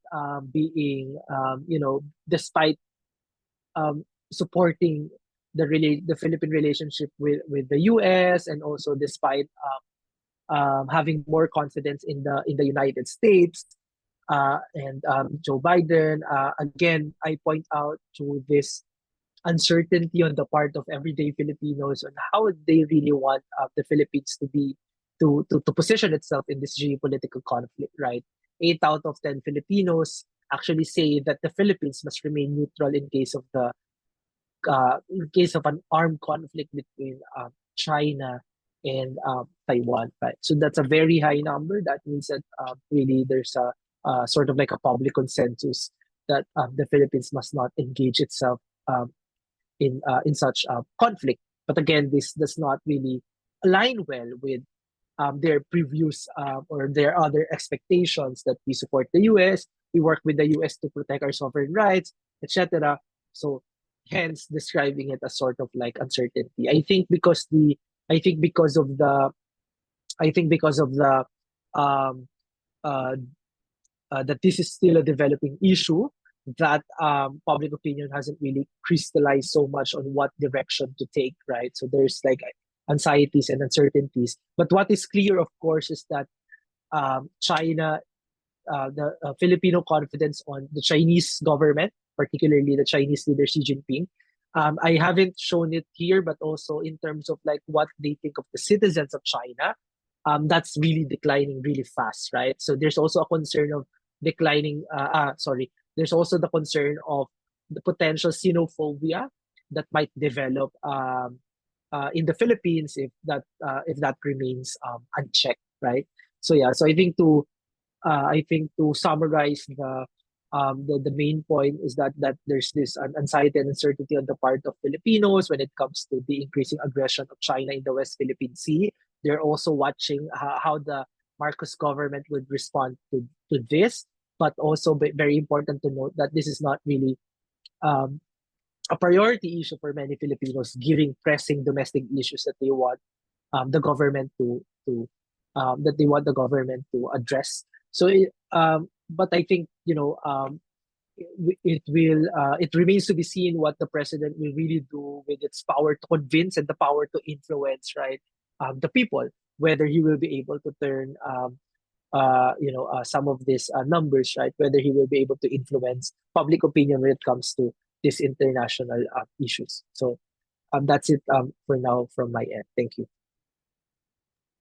Thank you. I'm very interested, really, to see the popular voices, like for example, the Suportahan ang China in the last one. And you said that some Filipinos didn't even know who are Joe Biden, Xi Jinping. It's quite surprising, but it's understandable. Okay, so I'm gonna summarize it in Thai for 1 minute.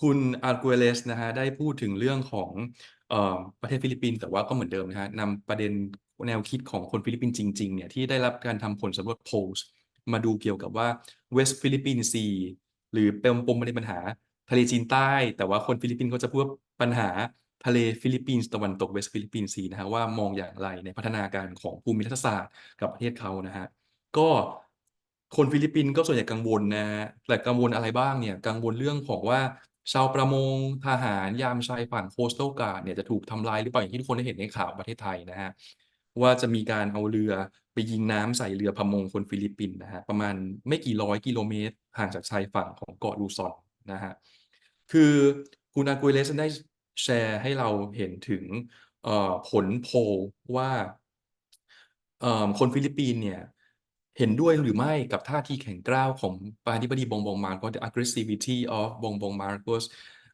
position towards China แล้วก็จะเห็นได้เลยว่าคนฟิลิปปินส์เนี่ยก็28%นะฮะไม่เห็นด้วยก็คือประมาณ70%เนี่ยของประเทศเห็นด้วยให้ประธานาธิบดีเนี่ยแข่งก้าวใส่นะฮะมีอีกโพลหนึ่งซึ่งน่าสนใจมากคือ confidence กับประธานาธิบดีของ Big Power เลยว่าคนฟิลิปปินส์เนี่ยมีความเชื่อมั่นเชื่อใจ President คนไหนบ้างไม่ว่าจะเป็นโจไบเดนปูตินสีจิ้นผิงซึ่งโพลก็ออกมาว่าสำหรับกรณีของโจไบเดนเนี่ย39%ปูติน28%และสีจิ้นผิงน้อยที่สุดนะฮะ17%แล้วก็ที่เซอร์ไพรส์ก็คือว่าคุณอากูเลสได้ถกประเด็นว่าจริงๆมีคนฟิลิปปินส์จำนวนหนึ่งนะฮะที่ไม่รู้จักเลยว่าโจไบเดนเป็นใครปูตินเป็นใครสีจิ้นผิงเป็นใครเพราะฉะนั้นเราก็ต้อง take into consideration เหมือนกันว่า data นี้มันก็ยังมีนะฮะอีกอีกข้อที่น่าสนใจคือในสื่อของไทยเนี่ยเรามักจะพูดถึงฟิลิปปินส์ตอนนี้ว่าเป็น South China Sea Dispute ปัญหาจีนฟิลิปปินส์ใช่ไหมฮะแบบคุกรุ่นมากเลยแต่โพลที่คุณอากูเดสเอามาให้ดูเนี่ยคือเซอร์ไพรส์ตัวเองเหมือนกันนะฮะว่าพอมาดูแล้วว่าคนฟิลิปปินส์ prioritize เรื่องอะไรจริงๆอะไรสำคัญคนฟิลิปปินส์กลายเป็นว่าประเด็นความขัดแย้งทะเลเนี่ยนะฮะมันอยู่ระดับท้ายๆมากเลยแค่14%เท่านั้นเอง คือ1 ใน 10ของคนฟิลิปปินส์เท่านั้นที่คิดว่าปัญหาเนี้ยควรจะเอามาเป็นประเด็นที่สำคัญกว่าเรื่องอื่น คนฟิลิปปินส์ prioritize ปัญหาปากท้องมากกว่าปัญหาข้อพิพาทดินแดนตัวเอง อันนี้ก็คือส่วนตัวก็มองนะฮะคิดว่าน่าสนใจมากเพราะว่าในข่าวเราจะรู้สึกว่าเฮ้ยเรื่องนี้น่าจะต้นใช่ไหมฮะแต่คนฟิลิปปินส์คือถือว่าปากท้องมาก่อนนะฮะ แล้วก็มีประเด็นเรื่องของการซัพพอร์ตว่าฟิลิปปินส์เนี่ยมองว่าอยากจะให้รัฐบาลเป็นนิวทรัลเป็นกลางซัพพอร์ตไต้หวันหรือซัพพอร์ตจีนก็ค้นพบว่าเกือบประมาณ70-80%อยากให้เป็นกลางนะฮะแล้วก็มีซัพพอร์ตจีน5%ในกรณีของไต้หวันกับจีนเนี่ยนะฮะแล้วก็ซัพพอร์ตไต้หวันมากกว่าจีนนะฮะจีน5%ไต้หวันมันเกือบ10%มั้งฮะถ้าจำไม่ผิดนะฮะก็ คุณอาร์โกเลสก็ทิ้งประเด็นไว้ว่าไอ้ปัญหาทั้งหมดเนี้ยมันเป็นปัญหา international affairs แต่ว่าสิ่งที่เราจะคิดต่อไปได้ก็คือว่าทั้งหมดเนี้ยมันจะส่งผลกระทบในสังคมฟิลิปปินส์จากด้านนอกสู่ด้านในหรือเปล่าก็คือว่า xenophobia คือปัญหาการเกลียดกลัวคนจีนเนี่ยนะฮะมันจะอาจจะเกิดขึ้นมาอันนี้คือข้อสังเกตการณ์นะฮะ so we are moving to our last part the part 3 from Dr. Acosta he is going to share with us for 10 minutes about how is his forecast of the Philippines politics from now on? I'm waiting to listen to your opinions. And for the audiences, if you have questions, please do not hesitate to leave us in our chat box, and I'll gather all the questions and then ask our guest speakers. Wow. In political science or amongst politicians even, there's always this caveat about prognosis, about sort of what do you see in the future analysis. So beware, because none of us can really say. We can make as intelligent guesswork as we could, but they always say, Kun PM, that we always say that 1 week in politics is already an eternity. You never know, one little event. Look at the United States, one debate performance, one assassination attempt. I mean, you don't know where it goes, and it's as volatile in our countries as they've always been, but perhaps more so now because of the role of social media, the traditional, conventional forces or influences like broadcast media, print. They're in waning. Everyone is a vlogger now. Everyone is an opinion maker. Everyone is able to weigh in for good or ill, and politics and elections in the last, at least the last cycle of 5 years or less than even the decade, you can see how social media with the presidency or the election of a Bongbong Marcos, or earlier Rodrigo Duterte, was very heavily influenced by social media, by a new generation of not only millennials but all the way to Gen Z, weighing in and understanding reality and political events from the filter of social media, and less and less of what we would have thought was more analytical or clear-headed or clear-eyed, as such. No, but that having said that, uh, it's really my sense. It's always the half full, half empty perspective. The half full is we are elections, barring any unforeseen apocalyptic event. We will have elections next year. It's midterms. We will have presidential elections in another 3 years, in 2028. The Filipinos are just as exuberant as many other of their counterparts in Southeast Asia about elections, and taking part in the whole process, democratic or semi-democratic, that in terms of leadership, and weighing in on the choices that, not just for leaders, but the choices in policy tracks and directions and trajectories for our countries. That's still a good thing.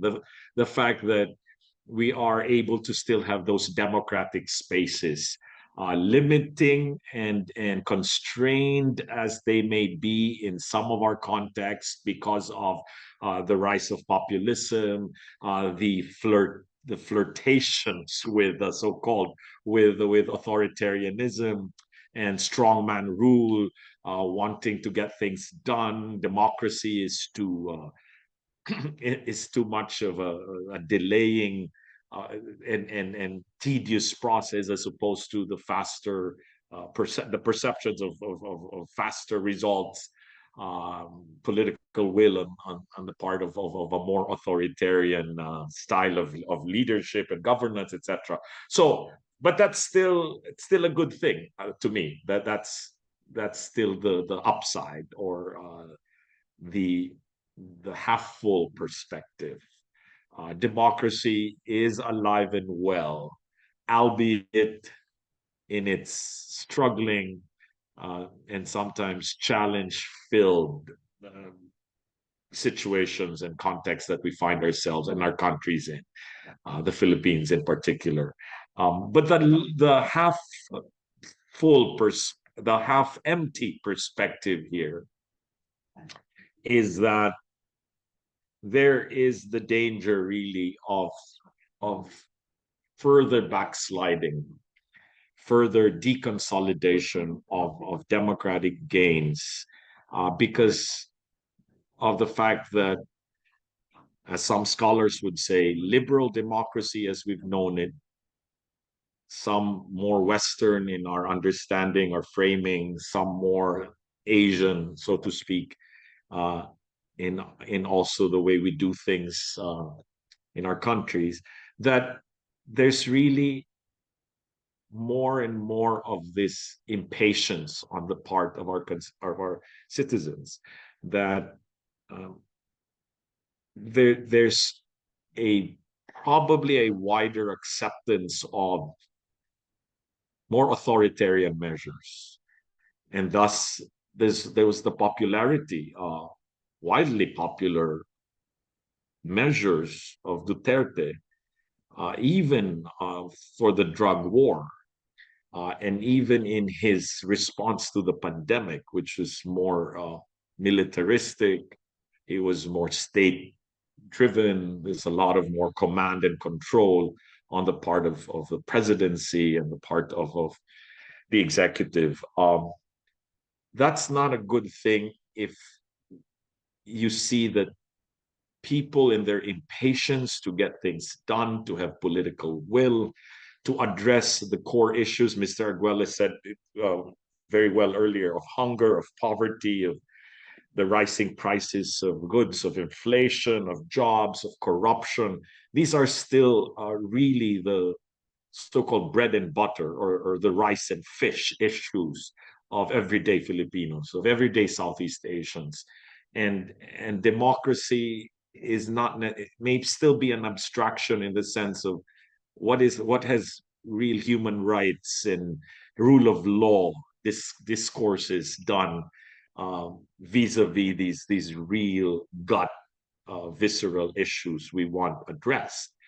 And so there is that danger. I really personally, I am wary of democracy, or liberal democracy as we know it, making a stronger comeback in the next two elections in the Philippines, because poverty, especially in the countryside, persists, and populism and clientelism and patronage have an even stronger grip, I would even say. As a Mindanaoan, I've seen that in the last two or three electoral cycles. Vote buying is a given.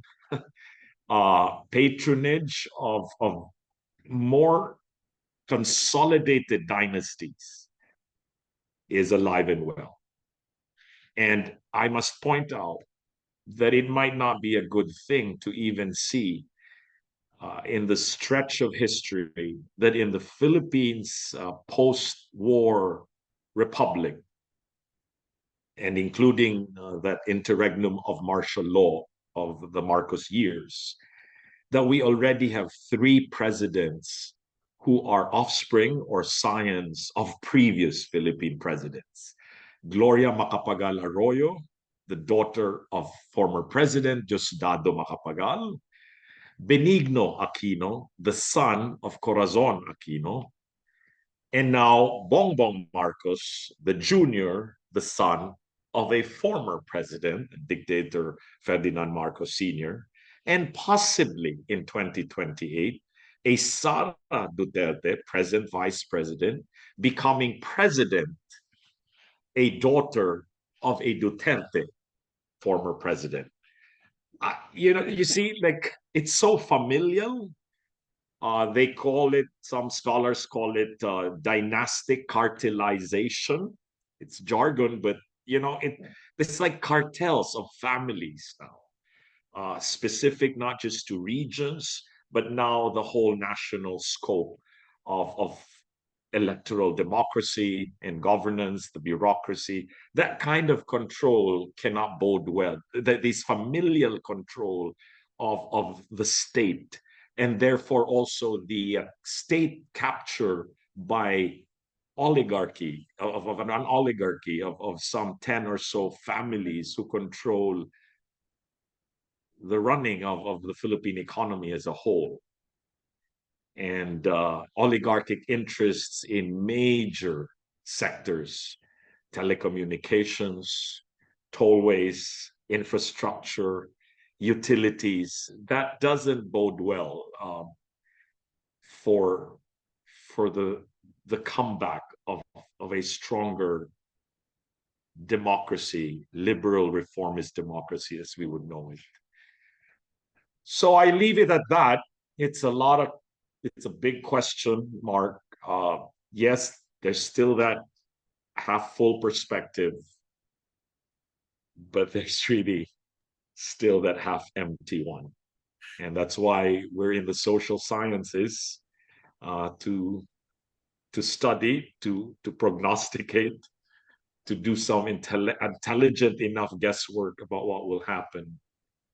But we have to continue to engage different publics, even in the discourse of understanding why we are where we're at and what the horizon still of hope can be for our countries, our body politic, our economies, and what really our constituents and citizens truly want. And we have to understand that on a daily basis. Thank you. Sadika. Thank you so much.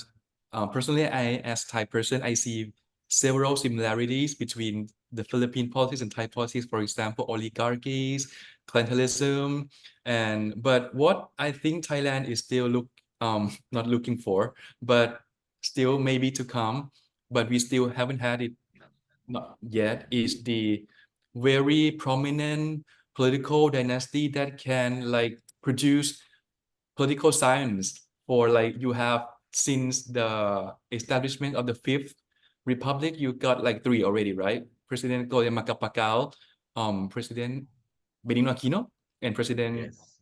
Bongbong Marcos, Marcos. and to be in the waiting list, Inday Maybe. Sara, Yes. maybe Sara possibly. Duterte. Yeah, so very, very interesting. And I'm going to pass another 10 And there are still some more in waiting, mind you, Kun PM Sap. You have Sandro Marcos. Oh, yes. You Oh, have yeah. Baste and Baste. Pablo Duterte. You know, and you have Amy Marcos also. You don't know how this will all play out, and the preeminence still of money and patronage and clientelism in the Philippines. I think this is an interesting feature, I would say, feature of Philippine politics that We will never run out of dissertation topics, though. And theses. okay. So much to unravel, so much to unpack Yeah, in academia. Yes. So from our another political scientist, Mr. Arguelles, what is your view on this? Like just 10 minutes, please. Yes, thank you. And I share the worries by my fellow Filipino, Dr. Yes. Acosta. I think he's talking about he talked about our worries really effectively. So let me just go to the last point that I want to share with our listeners today, and that is really on the prognosis in terms of what is likely to happen in the 2025 and 2028 elections. The big picture, I don't think I have anything to add to what Dr. Acosta has already given us in terms of the big picture. Let me just, I think, put some actual names and actual numbers when it comes to those uh, prognosis. So I think that what we're likely to see is there are two roads available here. The road to whether the Marcos family will be able to consolidate its power to the next elections, the next two elections, or whether we will just return to the usual familial factionalism, which, however depressing and really bad for Philippine democracy, is of course the source of many thesis topics, as Dr. Acosta has pointed out. So yeah, so it looks like if we're just looking at the 2025 elections, which is the midterm elections in the Philippines, that the that the country is likely to take is the road towards consolidation. So the midterms elections, what we usually look at is the result of our Senate elections. It's our national, so these are senators elected to the upper house of our legislature, and they are nationally elected. So if you look at the survey, 9 out of 12 senators that are potentially to be elected in May 2025 are actually likely to be Marcos allies, or those who will declare themselves to be part of the Marcos coalition. So that's going to be kind of like the alliance of Bagong Pilipinas, something like that. So nothing formal yet. So this is really more of an approximation of where senators will go into in terms of the alliance. And as you know, in Philippine politics, we don't really have political parties. So that's why it's hard to tell whether one senator will end up in one faction or another. But this is based on where they currently are and their relationship with the Marcos administration. And you can see the blue ones are the expected, likely those who will run under the Marcos government endorsed Senate slate, and you see that most of them will end up winning. And then there are a couple of names. You see there that among, so we elect 12, by the way, we elect 12. So not all of these names will end up winning. This is like the long list, right? Because the numbers are quite, the differences across the different names are quite small, right? The order might change on actual election day. So the red ones are those who are expected to be with the Dutertes, including a potential run by the former president himself, Rodrigo Duterte. So this is really, the bastardization of anything and everything that democracy actually stands for, right? Might be more than one Duterte, sir. Yes, that's true. And if you look at actually at the survey numbers, the other Duterte, the son is actually polling at around 25 to 30, which is not bad because he hasn't run for any national level position. So it might end up that there will be a Duterte family reunion in the Philippine Senate. which is already the case for some of the families. There are sitting brothers and sisters, and siblings, like mother, son, father, daughter, brothers in the Senate. Yes. And and what's also worrying here, of course, is that you see that the opposition figures are not really polling that high for the Senate 2025. So in terms of polling aggregate averages, you see Kiko Pangilinan, this is the vice presidential candidate, former senator as well, at 21%. So this is quite outside, but can still make it if there will be a significant change in terms of like the political landscape by May 2025. So it's likely to be the Marcoses are on the upper hand, and the likely opposition to really compete with their win in the Senate would be the Dutertes, right? So traditionally as well, we consider the midterm elections as Malacanang elections. So that means that there is really an upper hand for the Marcos family. But if the 2025 story is likely to be a consolidation of the Marcos forces, the problem is that they don't have a clear successor, or they don't have a clear heir to the Marcos faction, right? And in fact, even as early as now, VP Sara, as you know, is already the top choice for president in 2028 election. So a lot could still happen, right? But Sara is still by far the top choice for many Filipinos for the presidency. So, and if you look at the potential Marcos allies there, if it's, I think more or less what our impression is that the cousin, the current Speaker of the House, Martin Romualdez, the one at the one with the least number of votes here, or least number of respondents, less than 1%, is positioning himself to run for the presidency in 2028. But you can see that he's really still far from becoming the top choice. So it looks like if 2025 is like about consolidation, 2028 is like the absence of an heir or really a successor to the Marcoses. So it's really unclear of what will happen by that time, if they will be unable to reduce the popular support for Sara Duterte. So that means that by 2028, the Dutertes will again regain Malacanang. So that will have consequences not only for domestic politics and kind of like the different coalitions, but also foreign policy, right? Would that mean that suddenly the Philippines will pursue a different foreign policy again and move towards a friendlier relationship with China, and downplay the issue in the Philippine Sea, right? A dark horse, or at least an emerging new name, is Rafi Tulfo. He's currently a senator. He's known to be so he's a former broadcaster, known to be action oriented, kind of like a law and order broadcaster.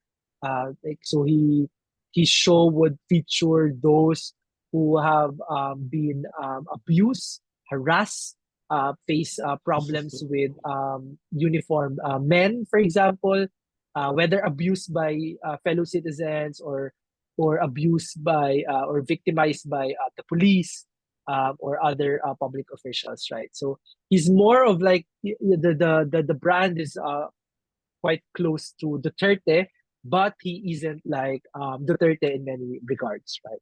In terms of he's more of a an action star. Yeah, it's more of an action star type of like a broadcaster. So yeah, so here, and what we are also seeing is that voters are in a wait and see relationship with all of these potential new alignments, right? Because one of the key questions now, and maybe Dr. Acosta's insider information of this, right? As a that whether there will be a grand coalition between a joint coalition with the Marcoses and the Liberal Party to make sure that the Dutertes will not return to power, or will not really be able to regain public support, or will there be like a disintegration of these different political forces? So there's also a question of whether the Duterte family will really run as an opposition. And I think that's also affecting the alignment of the voters. So you can see here, last December 2023, 42% of Filipino voters identified themselves as administration supporters, right? But in March 2024, that's only 24%. So it lost half of the voters identifying as administration supporters. But this is not the gain of the opposition, because what you will see here is that it's not actually the opposition which gained a lot of support, but rather those who are saying that they are now independent, or now that they are unsure of their partisanship.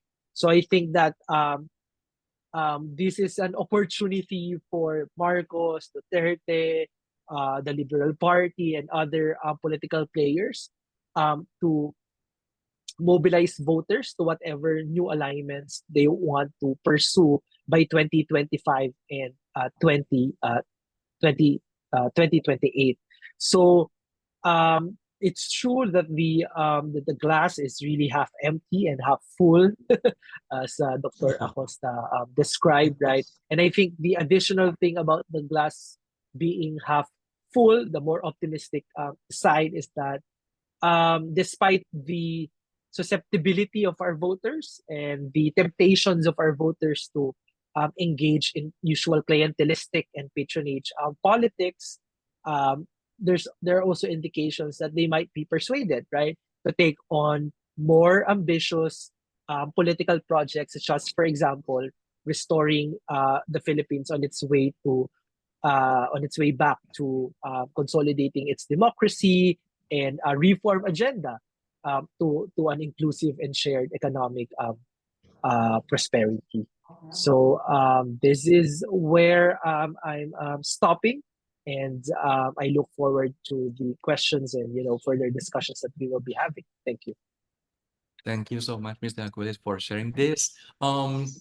Quoting from Dr. Acosta, you said that is Philippine politics still like half empty, Half full. empty, half full, Yes, for me in terms of depending on what we're really looking at, and how we'd like to appreciate what it is that we're all sort of what's in front of us. yeah. Yes, but for me, in terms of like the knowledge today, I think that the audience, I'm confident that they have quite a full glass of knowledge from you and from Mr. Aguiles today.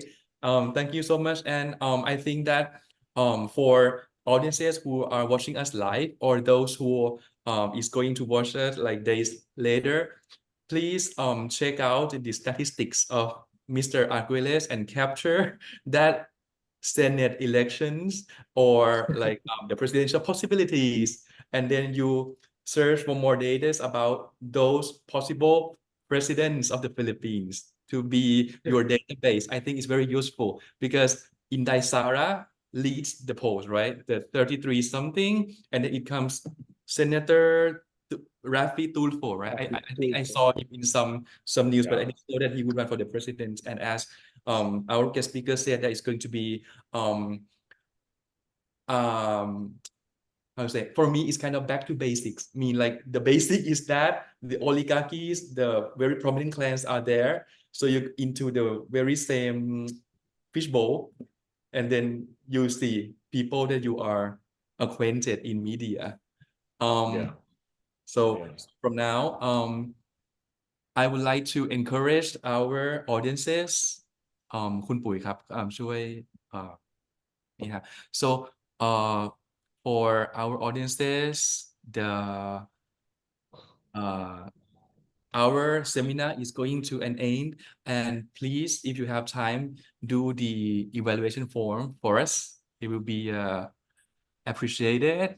While I'm waiting for our audience to do this, there have been a question from Kun Pachara Marth to our guest speakers. In your opinion, Philippines will attract foreign investors to invest in the Philippines. If Philippines can, which part of the investment you think is apt for the foreign investment from your point of view? I know we are talking about the politics today, but if you have like your personal view of the possible, like for example, Thailand right now, we are selling the soft power policy culture. What is the Philippines possible investment sector? Mr. Aquiles or Dr. Acosta, who Go ahead, Professor Grillis. Go ahead. Um, well, I think that the Marcos government is still so because of the family's track record, of course, that they've stolen billion pesos from government funds, right? So there is that consideration of how much really the Marcos government can convince foreign investors that that won't happen again, in the sense that, of course, to be able to attract foreign investments, I think the key considerations would be whether there is rule of law, aside from economic opportunities, and whether corruption at least is at a reasonable level, right?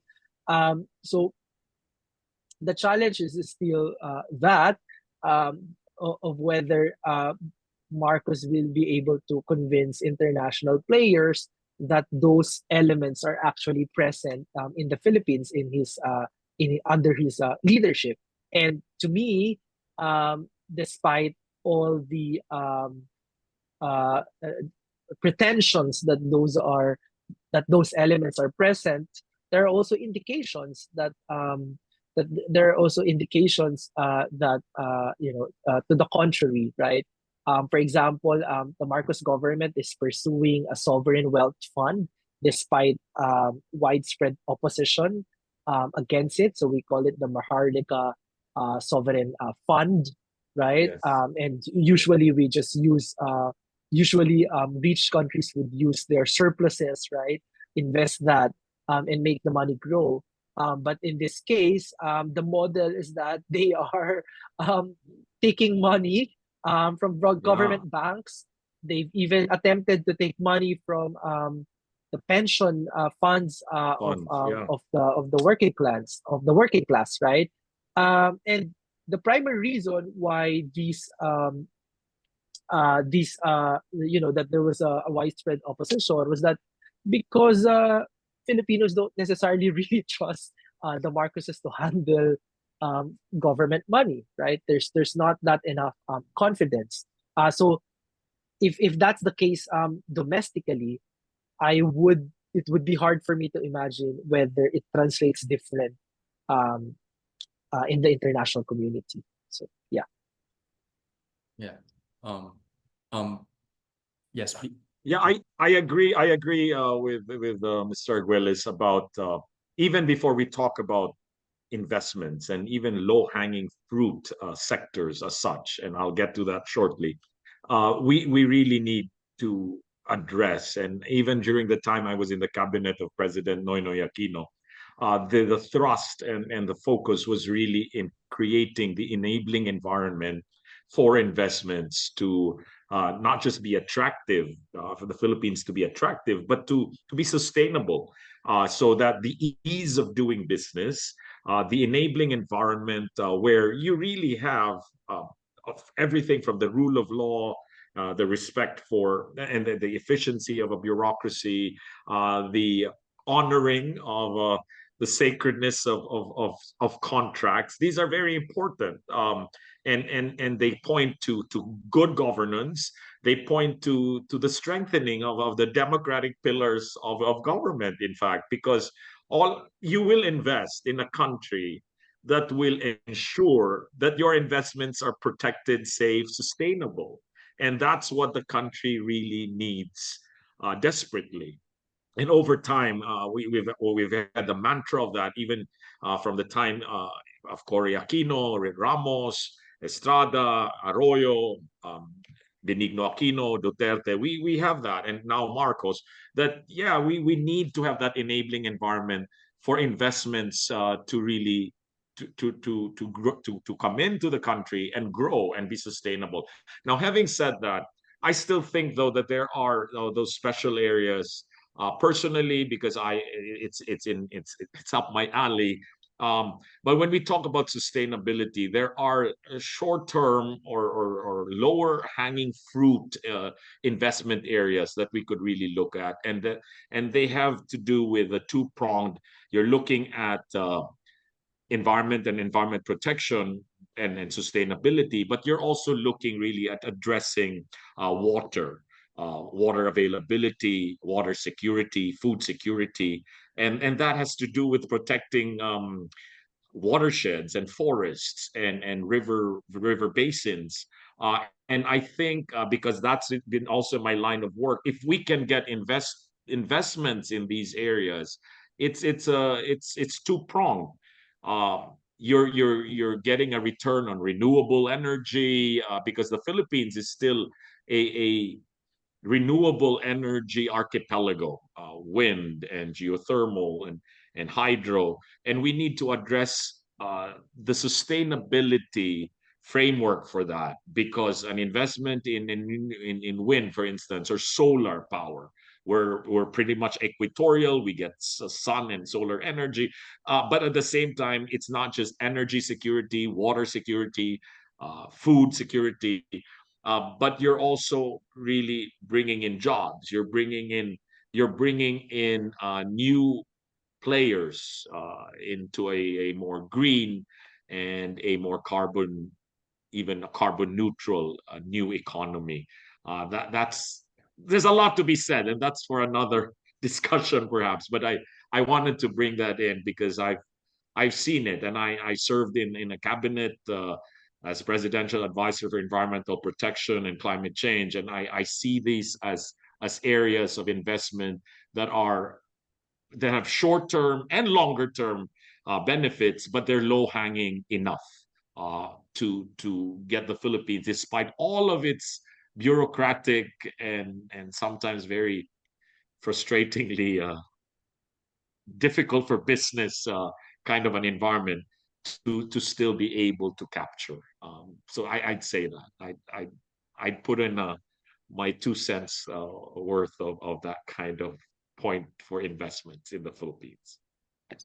From my part, while I was listening to our two guest speakers, I was thinking about one of the initiatives under the Bagong Pilipinas program, the Initiative for Infrastructure program, the BBM, Build Better More. I think it's kind of some kind of continuation of Build program of President Duterte. Yes. Speaking on the governmental level, if the question is not for the, how to say, personal private sector, what to invest from the other countries, I think infrastructure is also a main part of the objective of BBM. So BBM government, I guess. I'm not expert in the contemporary politics, but as a news followers of the Philippines, I think that this should be the one. And I suggest Kun Pacharama that actually the DIPT, Department of International, the Department of International Trade Promotion, DITP, would have of Thailand would have data for you as well, for what can we do with the Philippines, something like that. Okay. To Mr. Aguiles and Dr. August, you have something more to add, or is all? Well, just to really say, and that how much I appreciate this, that we had this opportunity for a forum like this. I think it should start a series with from your end with Thammasat University and other partners, to really see for ourselves where not just our like the Philippines and our countries individually are situated, but where our region is really headed. And it's important to realize for the next generation that, the fact that on your fingertips a new generation could weigh in for as long as there are spaces for freedom to express, and freedom to also correct disinformation. Again, another topic, but for as long as we're able to have these spaces of discourse and more intelligent, if I may say, and more thoughtful discussions, all the better for our countries. All the better, not just for academia, but all the better for other sectors of society, especially the younger generation. So, thank you. I salute you for organizing this. Thank you, Kun PM. And Mr. Aguiles, your Yes. Yeah, thank you very much for organizing this, and really happy to be part of this conversation.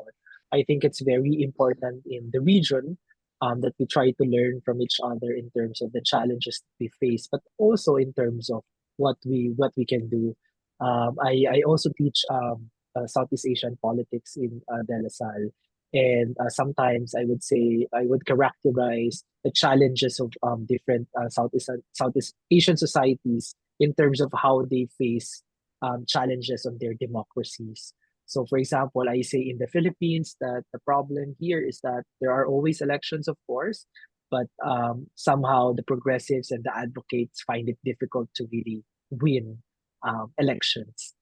In Thailand, for example, the way that I characterize Thailand is that the pro-democracy forces are really, really good in terms of winning elections. But unfortunately, elections doesn't really happen all the time. It's not to be taken for granted, right? That elections are organized regularly. So yeah, so I think there's a lot to learn. For example, I know that many advocates in the Philippines are also looking at the experience of Anak Ko't Mai, Move Forward Party, um, and you know how that can also maybe revive the democracy movement in the Philippines, right? Yeah, so this is a very important platform to be able to learn from each other and push the agenda of democracy and human rights in a region. Thank you. Thank you. So for my part, actually, I am very impressed after I was invited by Dr. Onanong to be the MC today, because actually this year, I don't know whether our guest speakers knew that we are celebrating this year the 75th anniversary of Thailand and the Philippines diplomatic relations. So Thailand and Yes. Philippines are Philippines is the first country Thailand established relations in Asia after the World War II.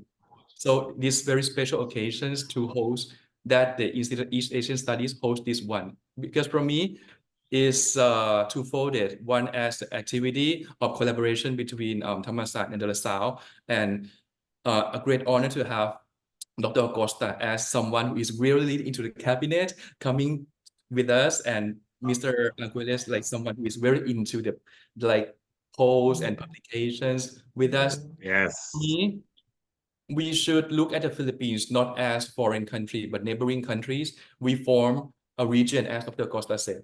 We are one region. ASEAN is one of the most important region in the world. We produce many things to the world. We are in the geostrategic region right now, Indo-Pacific issues. So we should understand the Philippines as much as we understand ourselves. I think that the connectivity of people to people should be promoted. I wish that this platform could make the younger generation or my or elder generations to understand our very old friend of ASEAN by this platform. And I wish we Thank you. have better understanding to the Philippines. With this, I end our seminar on behalf of our director, Ajahn Onanong and Kun Pui. Thank you so much. Maraming salamat po, Thank you. all of Maraming you, salamat. for your time. And I wish I can see Kapon you kap. later. Kapkun Thank you. makap. Yes. Kapkun makap. Thank you so much. Thank you so much.